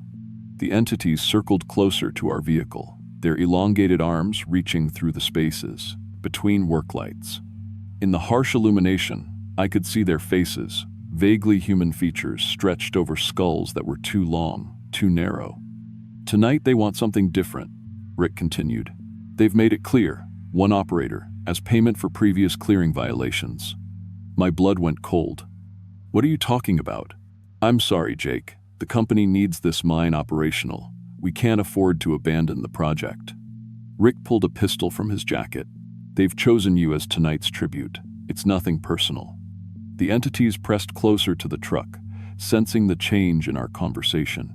Their chittering grew excited, anticipatory. Long arms with impossible joints began reaching through our defensive barrier. I grabbed the door handle, but Rick pressed the gun against my ribs. "Don't make this harder than it has to be," he said. "Step outside, walk toward the tree line, and it'll be over quick." Through the windshield, I could see dozens of pale figures emerging from the forest. The entire pack had gathered for feeding time. Their elongated faces showed expressions of hunger mixed with intelligence. They understood exactly what was happening. But I'd been operating heavy equipment for 15 years, and every machine teaches you something about leverage and timing. I slammed my elbow into Rick's gun hand while simultaneously throwing my full weight against the truck's gear shift. The pickup lurched forward into the circle of entities, horn blaring, headlights cutting through the darkness. The creatures scattered with inhuman speed, but I was already rolling out the passenger door and sprinting toward my excavator. Behind me, Rick shouted and the gun fired, but I was moving with the desperate speed of a man who knows his life depends on reaching heavy machinery. I vaulted into the excavator cab and slammed the door as the first entity reached the machine. Its claws scraped against reinforced glass, while I fired up the hydraulic systems. The massive bucket swung in a wide arc, clearing space around the cab, while I worked the controls with muscle memory developed over thousands of operating hours. The entities regrouped quickly, but my excavator was a 40-ton fortress with enough hydraulic power to tear through anything. I used the bucket and boom arm to smash through their defensive line while advancing toward the access road. Rick's voice crackled over the radio. "You can't leave the site, Jake. The company has too much invested. Come back and we'll work something out." But I was already crashing through the forest with a machine designed to move mountains. Tree trunks splintered under my tracks while the entities pursued through the darkness, their pale forms keeping pace with supernatural speed. The access road appeared in my headlights, and I gunned the diesel engine toward civilization. In my mirrors, I could see the pack gathering at the edge of their territory, unwilling to follow beyond the boundaries they'd established. I drove that excavator 40 miles back to Galena, tracks chewing up asphalt, warning lights flashing.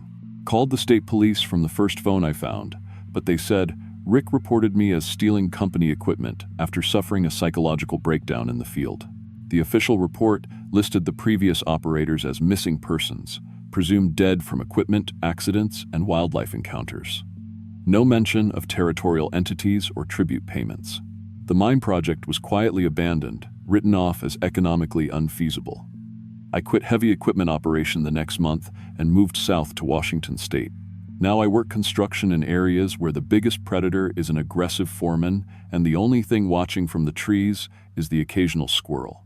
But I still wake up some nights hearing those chittering sounds, remembering pale figures with arms that reached too far and intelligence that was far too human. And I wonder how many other remote work sites have similar arrangements. Places where companies pay tribute to things that were here long before humans arrived with their machines and their mining permits. Stay away from Iron Creek if you're ever near Galena. The forest there has its own operators now, and they don't follow OSHA safety regulations.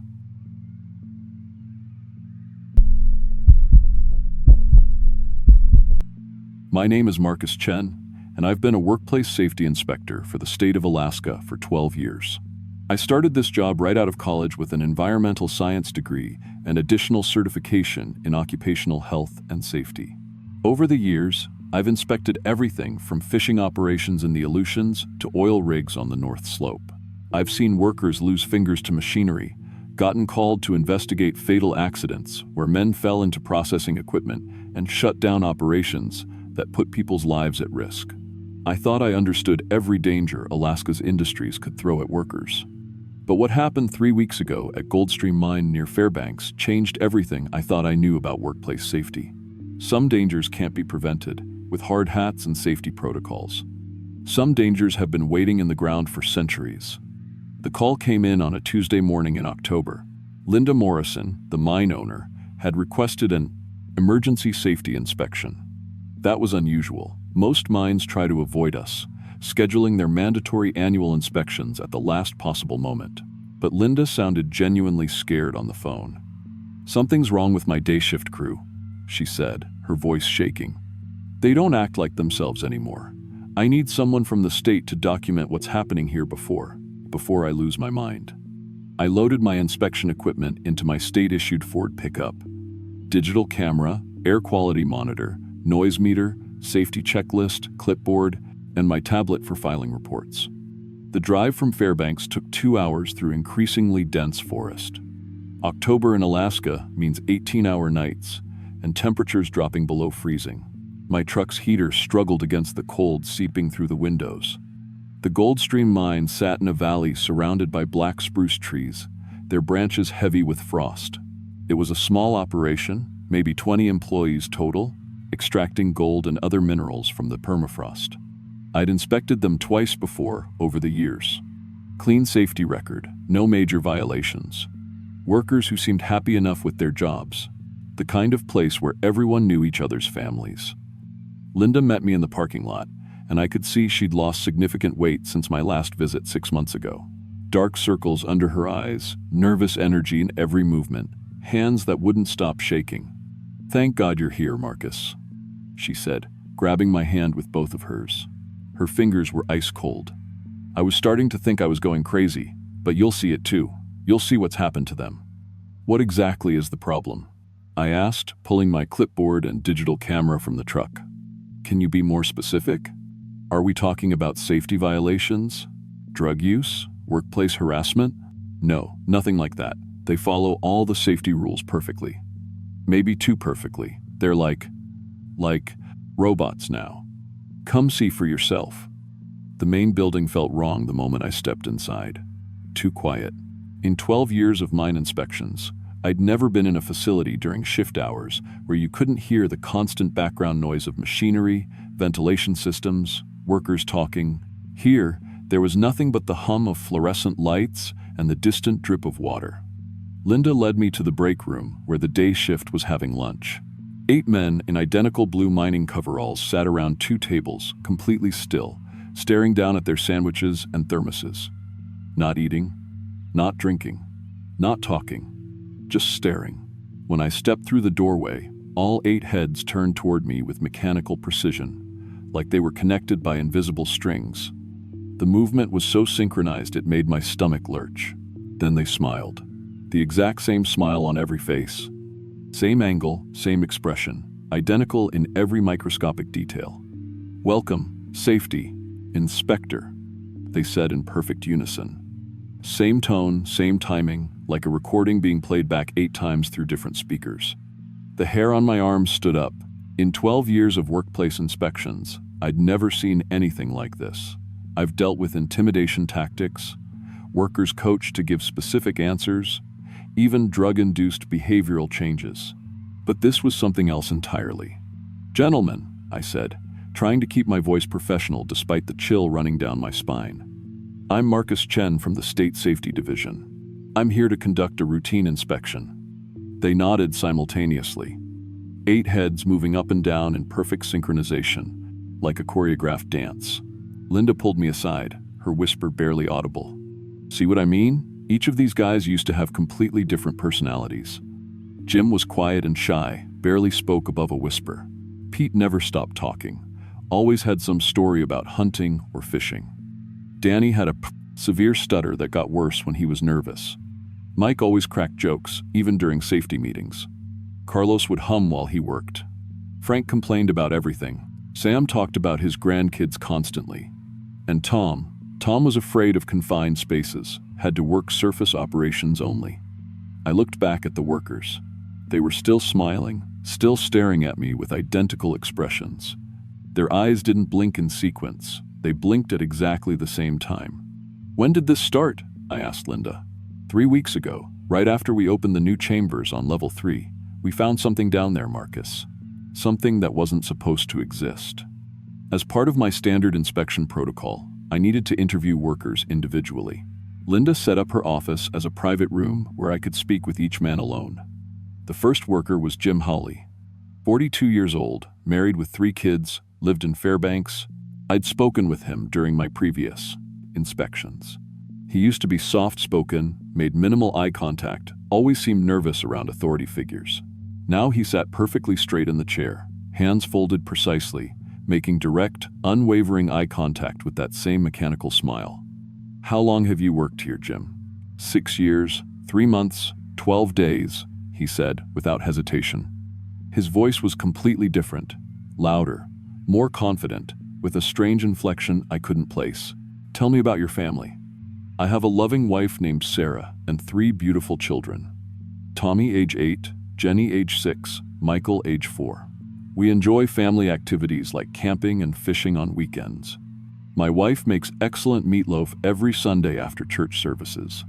The response was too smooth, too perfect, like he was reading from a script. But more disturbing was his tone. There was no emotion in his voice when he talked about his children. No warmth, no affection. Just mechanical recitation of facts. Jim, last time we talked, you mentioned your youngest had some developmental delays. How is he doing with his therapy? Jim's smile never wavered. Tommy, age 8, Jenny, age 6, Michael, age 4. We enjoy family activities like camping and fishing on weekends.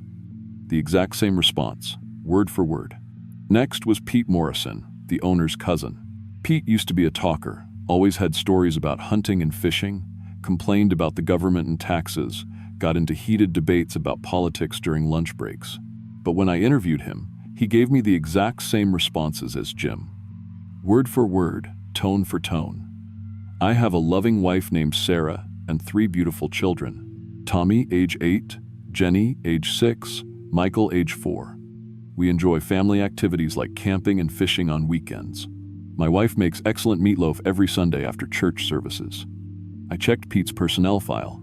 He was single. No kids. Had been divorced for 5 years and lived alone in a trailer outside Fairbanks. The interviews became increasingly surreal. Danny, who used to stutter so badly he could barely complete sentences, now spoke with perfect fluency, but using the exact same words as Jim and Pete. Carlos, who barely spoke English and usually needed a translator for safety meetings, now spoke in perfect, unaccented English, meek, but with the same scripted responses. Frank, who had a thick Boston accent from his childhood, now sounded identical to all the others. 8 different men, with completely different backgrounds, different ages, different family situations, all giving me the same personal history. They described identical childhood memories, identical hobbies, identical weekend plans, same vocabulary, same mannerisms, same facial expressions, same head movements. But as I continued the interviews, something even more disturbing became apparent. They weren't just giving the same answers, they were developing the same physical features. Subtle at first, but undeniable. Their faces were becoming more similar. Same bone structure, same eye color, same skin tone. Jim's hair was turning the same shade of brown as Pete's. Carlos's face was narrowing to match the others. Linda, I said after completing all 8 interviews, I need to see where they're working. I need to see these new chambers. She looked terrified. That's down in level 3. That's where it all started. Then that's where we're going. Linda led me to the mine elevator, an old cage system that dropped us 300 feet underground. The metal groaned and complained as we descended, and I could feel the temperature dropping degree by degree. My breath began to fog, and the air tasted metallic. The walls changed from reinforced concrete to natural rock, then to something else entirely. Level 3 was unlike anything I'd seen in my career. Instead of the square-cut tunnels I expected, we entered vast natural caverns that stretched beyond the reach of our flashlights.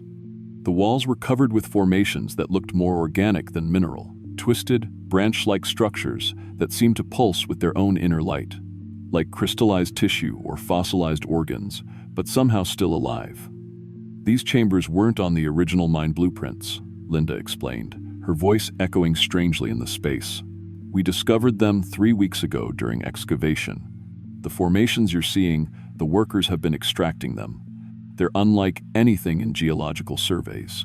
They seem to be worth more than gold, but I don't know what they are exactly. I examined the crystal formations more closely with my flashlight. They had a translucent quality, almost like amber, but with veins running through them that looked disturbingly like blood vessels. When I moved my light across them, they seemed to pulse in response, growing brighter and dimmer in rhythm with something I couldn't identify. The workers spend most of their time down here now, Linda continued. 8-hour shifts in these chambers.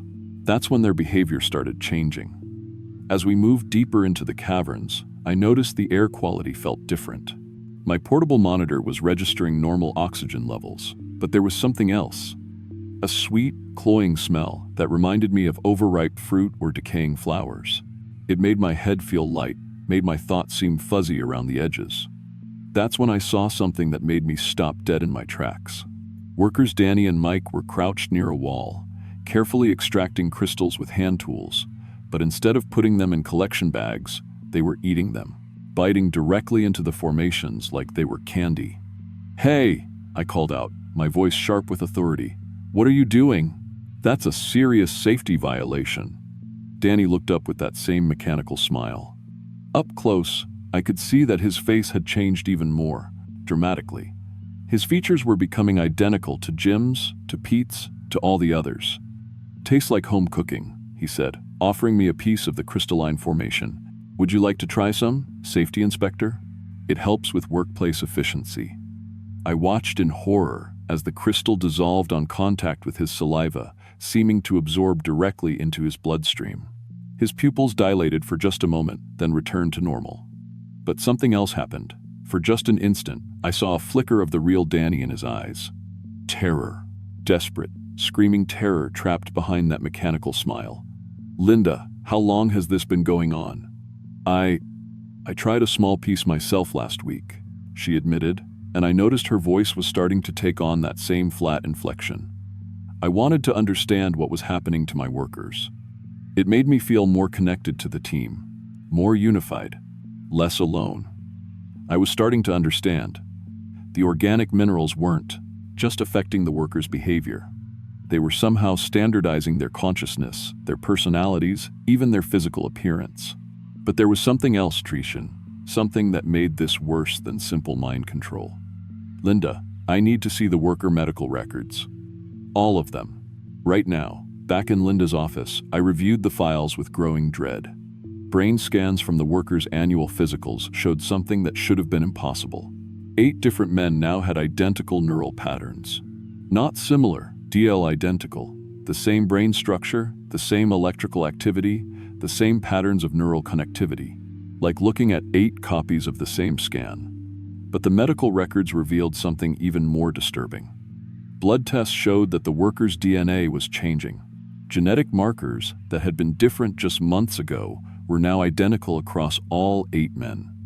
Whatever the crystals were doing, they were rewriting the workers at a cellular level, making them into literal copies of each other. My phone had no signal 300 feet underground, and the mine's communication system was malfunctioning. I couldn't call for backup or report what I was seeing to my supervisors. I was documenting everything with my camera when I heard footsteps in the hallway. Synchronized footsteps. 8 sets of boots hitting the floor in perfect rhythm. All 8 workers appeared in the doorway, moving in perfect formation like soldiers on parade. But soldiers have individual variations in their movement. These men moved like parts of a single organism. "Join the efficiency," they said in unison, their voices creating an eerie harmonic resonance. "Share the harmony, become unified." They stepped into the office, surrounding my chair. Each one held handfuls of the crystalline formations, the organic crystals pulsing with that strange inner light. "Safety Inspector will improve with standardization," they continued, their synchronized voices echoing off the walls. "Individual thinking creates workplace accidents. Unity ensures perfect safety. Singular consciousness eliminates human error." I stood up, backing toward the window, my heart pounding so hard I could hear it in my ears. "Stay away from me. This is a serious violation of workplace safety protocols." But they moved closer, extending their hands with the crystals. Linda stepped forward too, and I saw that same mechanical smile spreading across her face like an infection. "Efficiency requires your participation, Safety Inspector," she said, her voice now matching the others exactly. "The entity requires growth. The collective requires expansion." And that's when I understood the real horror of what I was facing. This wasn't just about workplace conformity or corporate mind control. Something ancient had been sleeping in those caves, something that had been waiting for human contact. The crystals weren't just changing the fake workers. They were feeding something that grew stronger with each mind it absorbed. The workers reached for me, trying to force the crystals toward my mouth. I fought back, knocking their hands away, but they moved with perfect coordination. 8 bodies acting as one mind, anticipating my every move because they were all thinking the exact same thoughts. I grabbed my camera and swung it at the nearest worker, the flash firing as it connected. The bright light made them all recoil simultaneously, giving me a chance to break free. I ran for the mine exit, but they followed in formation, their footsteps echoing in perfect rhythm behind me. As I ran through the tunnels toward the elevator, I could hear something else following us. Something larger, moving through the rock itself. The ancient thing that lived in those crystals was stirring, awakened by the disturbance. I made it to the elevator and frantically pressed the button for surface level. As the cage rose, I looked down and saw all 8 workers in the shaft below, moving in perfect unison like a coordinated organism. But behind them, the walls themselves seemed to be moving, pulsing with that same organic light. When I reached the surface, I ran for my truck. But in the rearview mirror, I could see the workers emerging from the mine entrance. They weren't running, they were walking in perfect synchronization, and somehow that was more terrifying than if they had been chasing me. I drove to the nearest gas station 50 miles away and used the payphone to call my supervisor. But when I came out of the phone booth, Linda was sitting in the passenger seat of my truck. "How did you get here so fast?" I asked, though I was starting to suspect the answer. She turned toward me with that identical smile I'd seen on all the workers, but now I could see something else in her eyes. The same trapped terror I'd glimpsed in Danny. The real Linda was still in there somewhere, screaming, silently, while something else controlled her body. "Efficiency requires your participation, safety inspector," she said in that flat, mechanical tone. "Individual thinking creates workplace accidents. Unity ensures perfect safety. The entity must feed. The collective must grow." I realized she'd consumed enough of those crystals to join whatever hive mind had taken over the mine. And now I was trapped in a truck with another copy of the same entity. But as I sat there staring at what had once been Linda, I felt something that terrified me more than anything else that had happened. For just a moment, the idea of joining them didn't seem horrible. The thought of never having to make difficult decisions alone, never having to worry about job security or career advancement, never having to feel isolated or misunderstood, it seemed almost appealing. That moment of temptation showed me how the entity had spread so quickly. It offered something that people desperately wanted: perfect belonging, complete understanding, absolute unity. No more loneliness, no more conflict, no more individual suffering. But the price was everything that made us human. I managed to get out of the truck and commandeer another vehicle from a terrified gas station attendant. I drove straight to the State Safety Division headquarters and submitted my report, including all the photographs and medical records I'd collected. The response was exactly what I'd feared. My supervisor scheduled me for immediate psychological evaluation. The official investigation found no evidence of safety violations at Goldstream mine. The workers tested clean for drugs, showed no signs of mental illness, and passed all safety inspections with perfect scores.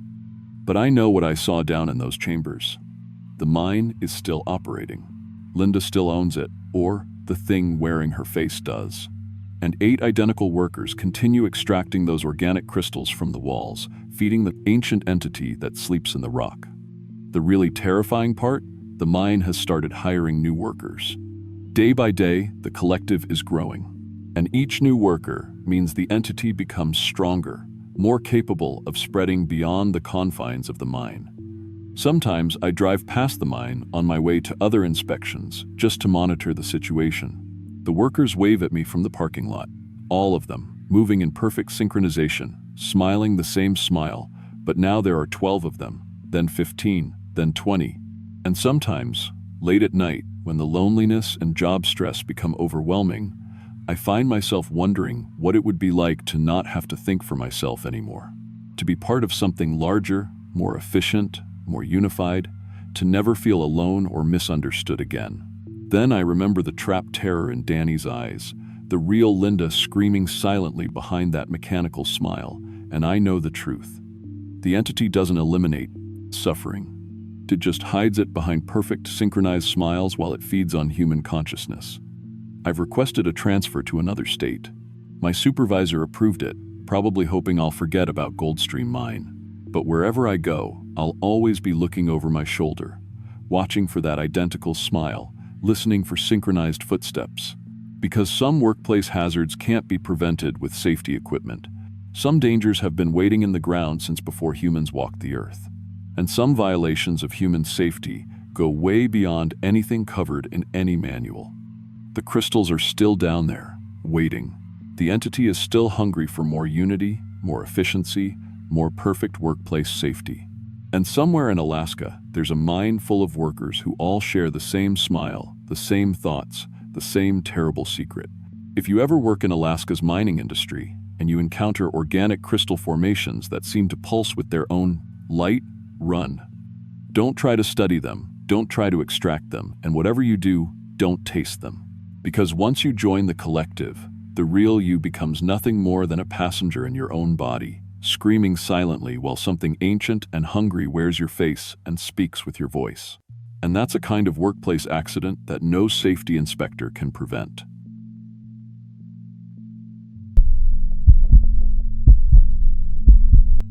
My name is Dave Patterson, and I need to tell someone what really happened at Black Rock Mine before I lose my mind completely.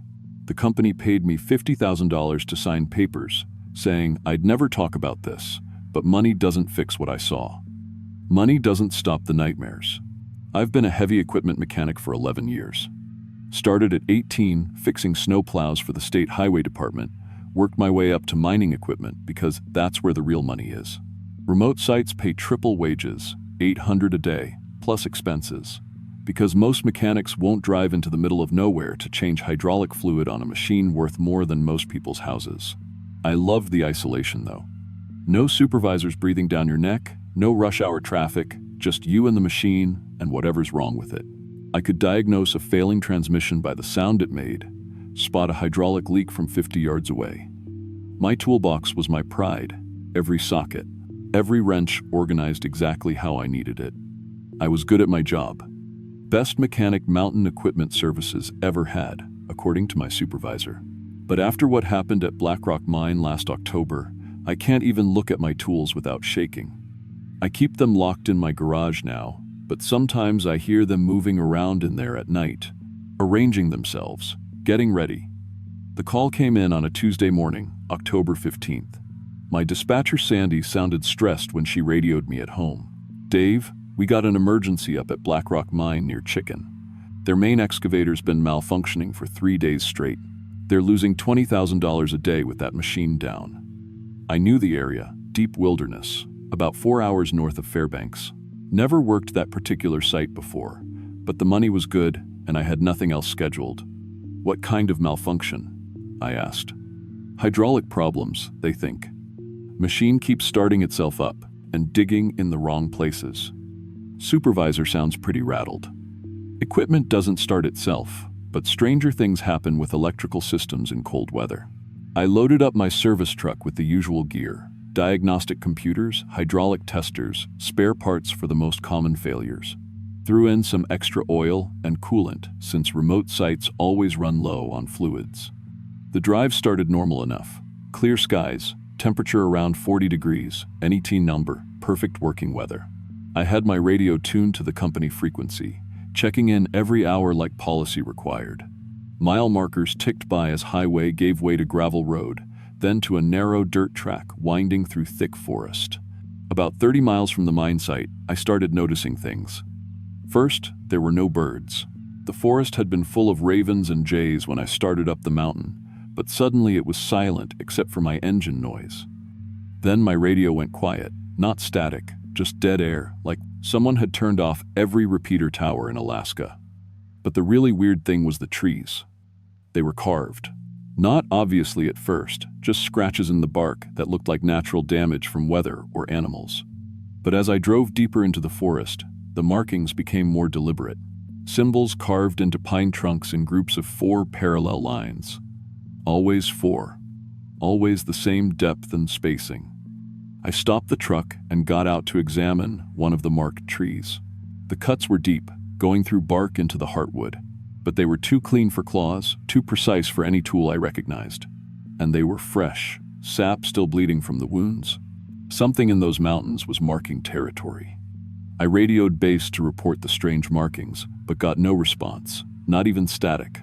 My GPS still worked, showing me exactly where I was, but the radio was completely dead. Company policy said to turn around if communication failed, but I was already 3 hours into the drive and the client was paying emergency rates. I decided to push on. 20 minutes later, I reached the Black Rock Mine gate. The place looked like a ghost town. Chain link fence with razor wire, guard shack with windows boarded up, warning signs posted everywhere. Danger. Unstable ground and authorized personnel only and no trespassing. Violators prosecuted. But weirdest of all, the gate was wide open and nobody was watching it. I honked my horn and waited. After about 5 minutes, a man came running out from behind one of the buildings. Thin, nervous-looking guy in his 50s wearing a supervisor's hard hat. His name tag said, Jake Morrison, site manager. "Thank God you're here," he said, jogging up to my truck window. "We really need that excavator fixed." "Where is everyone?" I asked, looking around at the empty site. "This place looks abandoned." "Sent most of the crew home early. Safety precaution." Jake kept glancing at the empty forest, like he expected something to come charging out. "The machine's been acting up for 3 days now, starting itself, digging holes all over the site. Last night it dug so deep it hit an old mine shaft from the 1,920 seconds. That got my attention. Equipment doesn't start itself. Someone's got to turn the key or bypass the ignition." That's what I thought too. "Follow me, I'll show you." We drove through the mine site in convoy, Jake's pickup leading, my service truck behind. Standard mining setup with equipment yards, fuel tanks, a few trailer offices. But I noticed details that didn't add up. Fresh tire tracks everywhere, but no workers. Lights on in the buildings, but no movement inside. And strangest of all, there were those same 4-line markings carved into every wooden structure. Fence posts, building, siding, even the fuel tank supports. "Jake," I called out my window when we stopped at a red light near the main office. "What made those scratches on your mall? Buildings?" "Bears," he said quickly. "Lots of bears around here, really aggressive ones." But I'd seen bear damage before. This wasn't bear damage. We drove about 100 yards past the main facilities to where the excavator sat parked near the tree line. It was a massive Cat 345, 50 tons of steel and hydraulics worth $750,000. Should have been working one of the dig sites, not sitting idle with the bucket resting on the ground. I parked next to the machine and grabbed my diagnostic equipment. That's when I got my first real look at the damage. The entire left side of the excavator was covered in those 4-line scratches, but these were deep gouged right through 1/4-inch steel plating like someone had used an industrial cutting torch. The scratches covered the cab, the engine compartment, the hydraulic cylinders. Hundreds of them, all in groups of 4, all the same spacing. "Jesus Christ, Jake, what kind of bears do you have?" "Up here?" Jake was standing about 20 feet away, scanning the forest nervously. "Just fix the hydraulics, okay? That's all we need." I walked around the machine, documenting the damage with my phone. The scratches weren't random. They followed the hydraulic lines and electrical conduits, like someone had been trying to trace the machine's circulatory system. Someone with claws. But the really disturbing thing was what I found inside the engine compartment. The hydraulic reservoir had been opened, not unscrewed, but pried open with something sharp. The fluid was gone, replaced with a thick, dark liquid that smelled like rotting meat. All the electrical connections had been pulled apart and rewired using what looked like sinew and strips of dried skin. "Jake, you need to see this," I called out. He came over reluctantly and looked where I was pointing. His face went white. "They've been trying to fix it," he whispered. "They?" "The previous crew. Before we took over this site. They went missing 6 months ago." I stared at the organic wiring. "Missing how?" "Search and rescue found their camp 2 miles into the forest. Tents shredded, equipment scattered, but no bodies. Just blood and these scratch marks on everything." Jake was shaking now. Company said it was a bear attack, but the scratches were in places bears can't reach. 30 feet up in the trees. Inside sealed buildings. I closed the engine compartment and started unpacking my diagnostic gear. Whatever had happened to the previous crew, I had a job to do. But as I worked, I started noticing things that made my skin crawl. First, my tools kept moving. I'd set my socket wrench down on the machine's track housing, turn away for 30 seconds to grab another tool, and when I looked back, the wrench would be 15 feet away, balanced on a boulder. At first, I thought I was misremembering where I'd put things, but it kept happening. Tools disappearing and reappearing in impossible places. Then I noticed I was being watched. Something in the forest, about 60 yards out, moving between the trees. Tall and pale, with arms that hung too low. Every time I looked directly at it, it would freeze like a deer in headlights. But in my peripheral vision, I could see it moving, studying my every action. And it was copying me. When I raised my hydraulic tester to check a fitting, the pale figure raised something long and thin.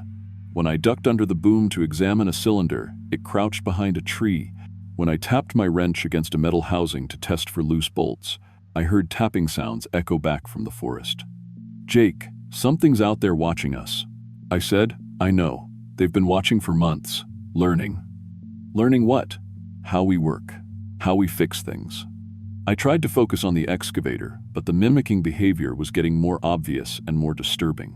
The pale watcher was joined by others, maybe 6 or 7 figures, moving through the trees, all copying my movements in perfect synchronization. That's when I made the connection. The organic rewiring in the engine compartment, the precise scratches following hydraulic lines, the way the equipment had been malfunctioning, starting itself and digging. Something had been trying to repair the excavator using biological logic. "Jake, what exactly happened to the previous crew?" The official report said bear attack, but he looked around to make sure we were alone. One of the search and rescue guys told me off the record what they really found. The crew's tools were arranged in geometric patterns around their campsite. Perfect triangles and circles made from wrenches and screwdrivers. And there were crude copies made from bone and stone scattered around, hammers carved from elk antlers, screwdrivers made from sharpened leg bones. My blood went cold. Copies of their tools? Like something had been studying human equipment and trying to make its own versions. I looked back at the forest. The pale watchers were closer now, maybe 40 yards out, and they were holding things, crude imitations of my tools made from organic materials. Bone hammers, stone scrapers, what looked like entire rib cages fashioned into socket sets. They'd been watching me work for the past hour, learning my repair techniques, making mental notes of every tool I used. "We need to leave," I said, "right now." But Jake was backing away from me, eyes wide with terror. "Look at your tools." I turned around and saw something that made my knees buckle. My entire tool set had been arranged in a perfect spiral pattern on the ground around the excavator. Every socket, every wrench, every screwdriver positioned with mathematical precision, but I hadn't moved them. I'd been focused on the engine compartment the whole time. And in the center of the spiral was something that hadn't been there before. A skull. Human skull. With 4-inch holes punched through the temple, perfectly spaced like claw marks. "That's Tommy Nyan," Jake whispered. He was the lead mechanic for the previous crew. The pale watchers were moving closer, emerging from the forest in a coordinated group. 7 of them, all tall and gaunt with skins stretched tight over elongated skulls. Their eyes were completely black and too large for their faces. 4 fingers on each hand, ending in claws that could definitely punch through bone. But the most disturbing thing was their behavior. They moved like mechanics. One carried what looked like a diagnostic computer made from a hollowed-out torso. Another held hydraulic testers carved from arm bones. They approached the excavator with the purposeful gait of professionals coming to work. The lead entity, the tallest one, made a clicking sound like metal on metal, almost like my impact wrench. When I didn't respond, it clicked again, holding up its bone hammer in a gesture I recognized. It wanted to help with the repair. "They think machines are alive," Jake said, his voice barely audible. "Like animals. They've been trying to heal our equipment the way they'd treat wounded creatures." The entities began working on the excavator, but their methods were horrifying. They opened the hydraulic lines and began transfusing what looked like blood from organic bladders. They connected nerve-like tendrils to the electrical system. They packed the engine compartment with what appeared to be organs, kidneys, livers, hearts, all still pulsing with life. And the excavator responded. The engine started with a sound like breathing. The hydraulic cylinders moved with muscular contractions instead of fluid pressure. The bucket curled and flexed like a giant hand testing its strength. They're converting it, I realized, making it biological so they can understand how to maintain it. But that wasn't the worst part. The worst part was when they turned to me. The lead entity approached slowly, offering its bone hammer. Up close, I could see that its skin wasn't skin at all. It was tanned human leather stitched together with sinew. Its tool collection wasn't carved from elk antlers. It was carved from human bones. Tommy Nguyen's bones. And the bones of 6 other mechanics who'd made the mistake of teaching these things how to work on machinery. The entity clicked at me again, more insistently this time. It wanted me to take the bone hammer. It wanted to add my knowledge to its collection. I backed away slowly, but there was nowhere to run. The entities had surrounded the work area. Jake was gone. I could see his pickup truck driving away in the distance, abandoning me to save himself. The bone hammer was warm in the entity's claws, pulsing with a heartbeat that wasn't its own. When it pressed the tool into my hand, I felt something terrible happen. Memories flooded my mind. Tommy Nguyen's memories. His 11 years of experience working on heavy equipment. Every hydraulic system he'd ever repaired. Every electrical problem he'd ever solved. But underneath his professional knowledge was something else. Screaming. Endless screaming, as these things had slowly carved away his expertise along with his flesh. The bone tools were memory storage devices. They contained the accumulated knowledge of every mechanic these entities had captured and converted. And now they wanted mine. I dropped the bone hammer and ran for my truck, but when I reached for the door handle, I saw that my service vehicle was changing. The metal was becoming soft and warm. Blood vessels were spreading across the hood like a circulatory system. The engine was growing organs. My truck was being converted into something biological, something these entities could understand and maintain. I climbed into the cab, but the steering wheel felt like flesh under my hands. The dashboard was showing biological readings. ICU, heart rate, blood pressure, neural activity. My truck wasn't just alive now, it was conscious. And it was in pain. The radio crackled to life, but instead of dispatcher chatter, I heard screaming. Tommy Nguyen's voice and 6 others, all trapped inside the converted machinery, all begging for death. "Help us. Help us," Tommy's voice came through the speakers. "We're still alive in here. We're still conscious. They keep us conscious while they use our knowledge." I gunned the engine and drove away from Blackrock Mine as fast as the biological truck would carry me. But the entities didn't chase me. They just watched me go, clicking their satisfaction. They'd gotten what they wanted. My truck was converted now. My tools were contaminated, and somewhere in my mind, I could feel Tommy Nguyen's memories starting to merge with my own. I made it back to Fairbanks, but barely. The truck died in the company parking lot, its biological components finally failing. Mountain Equipment Services wrote it off as extreme environmental damage, and insurance paid out without questions. Jake Morrison was transferred to another site and signed the same non-disclosure agreement I did. The company sealed Blackrock Mine due to unstable geological conditions and posted federal no trespassing signs around the entire area. But it's not over. Every night I dream about the entities, and every morning I wake up knowing things I didn't know before. Advanced hydraulic theory that's decades beyond current technology. Electrical engineering principles that shouldn't exist. Tommy Nguyen's knowledge is becoming my knowledge, and I can feel the others in there too. 7 mechanics worth of expertise crowding into my head. My tools move by themselves now. I'll come out to the garage in the morning and find them arranged in those geometric patterns, diametric, spirals and triangles and symbols I don't recognize but somehow understand. They're trying to teach me something, trying to prepare me for when the entities come to collect their newest edition.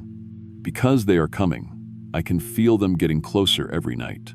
Sometimes I catch myself staring at machines and seeing them the way the entities do, not as mechanical devices, but as sleeping animals that need to be awakened. Living creatures that can be healed and improved through biological integration. Last week, I found myself standing in the garage at 3 a.m. with a bone saw in my hand, contemplating how I could repair my new truck by giving it a proper circulatory system. The entity knowledge is taking over. I'm telling this story now because I don't have much time left. Soon, I'll be thinking like them, seeing like them, understanding machinery the way they do. And then I'll probably head back to Blackrock Mine to join the others. To anyone reading this, 2-4, stay away from remote mining sites in Alaska. If you see scratch marks in groups of 4, if your tools start moving by themselves, if you feel like something's watching you work, run. Don't try to finish the job. Don't let professional pride keep you there. Because once they learn from you, Once they add your knowledge to their collection, you become part of the machinery forever. Conscious and screaming, and never allowed to die. The entities are still out there, still learning, still converting equipment and mechanics into their biological technology. The mining companies know, but they cover it up because the alternative, admitting that something in the Alaska wilderness is systematically hunting skilled workers, TBC, would destroy the industry. How many more mechanics have they taken since Tommy Nguyen? How many more are trapped inside converted machinery, forced to operate equipment made from their own bones? I can hear my tools moving around in the garage right now, arranging themselves into the pattern they want, getting ready for tomorrow night when I'll walk out there and finally understand what they're trying to tell me, when I'll become part of the machinery myself.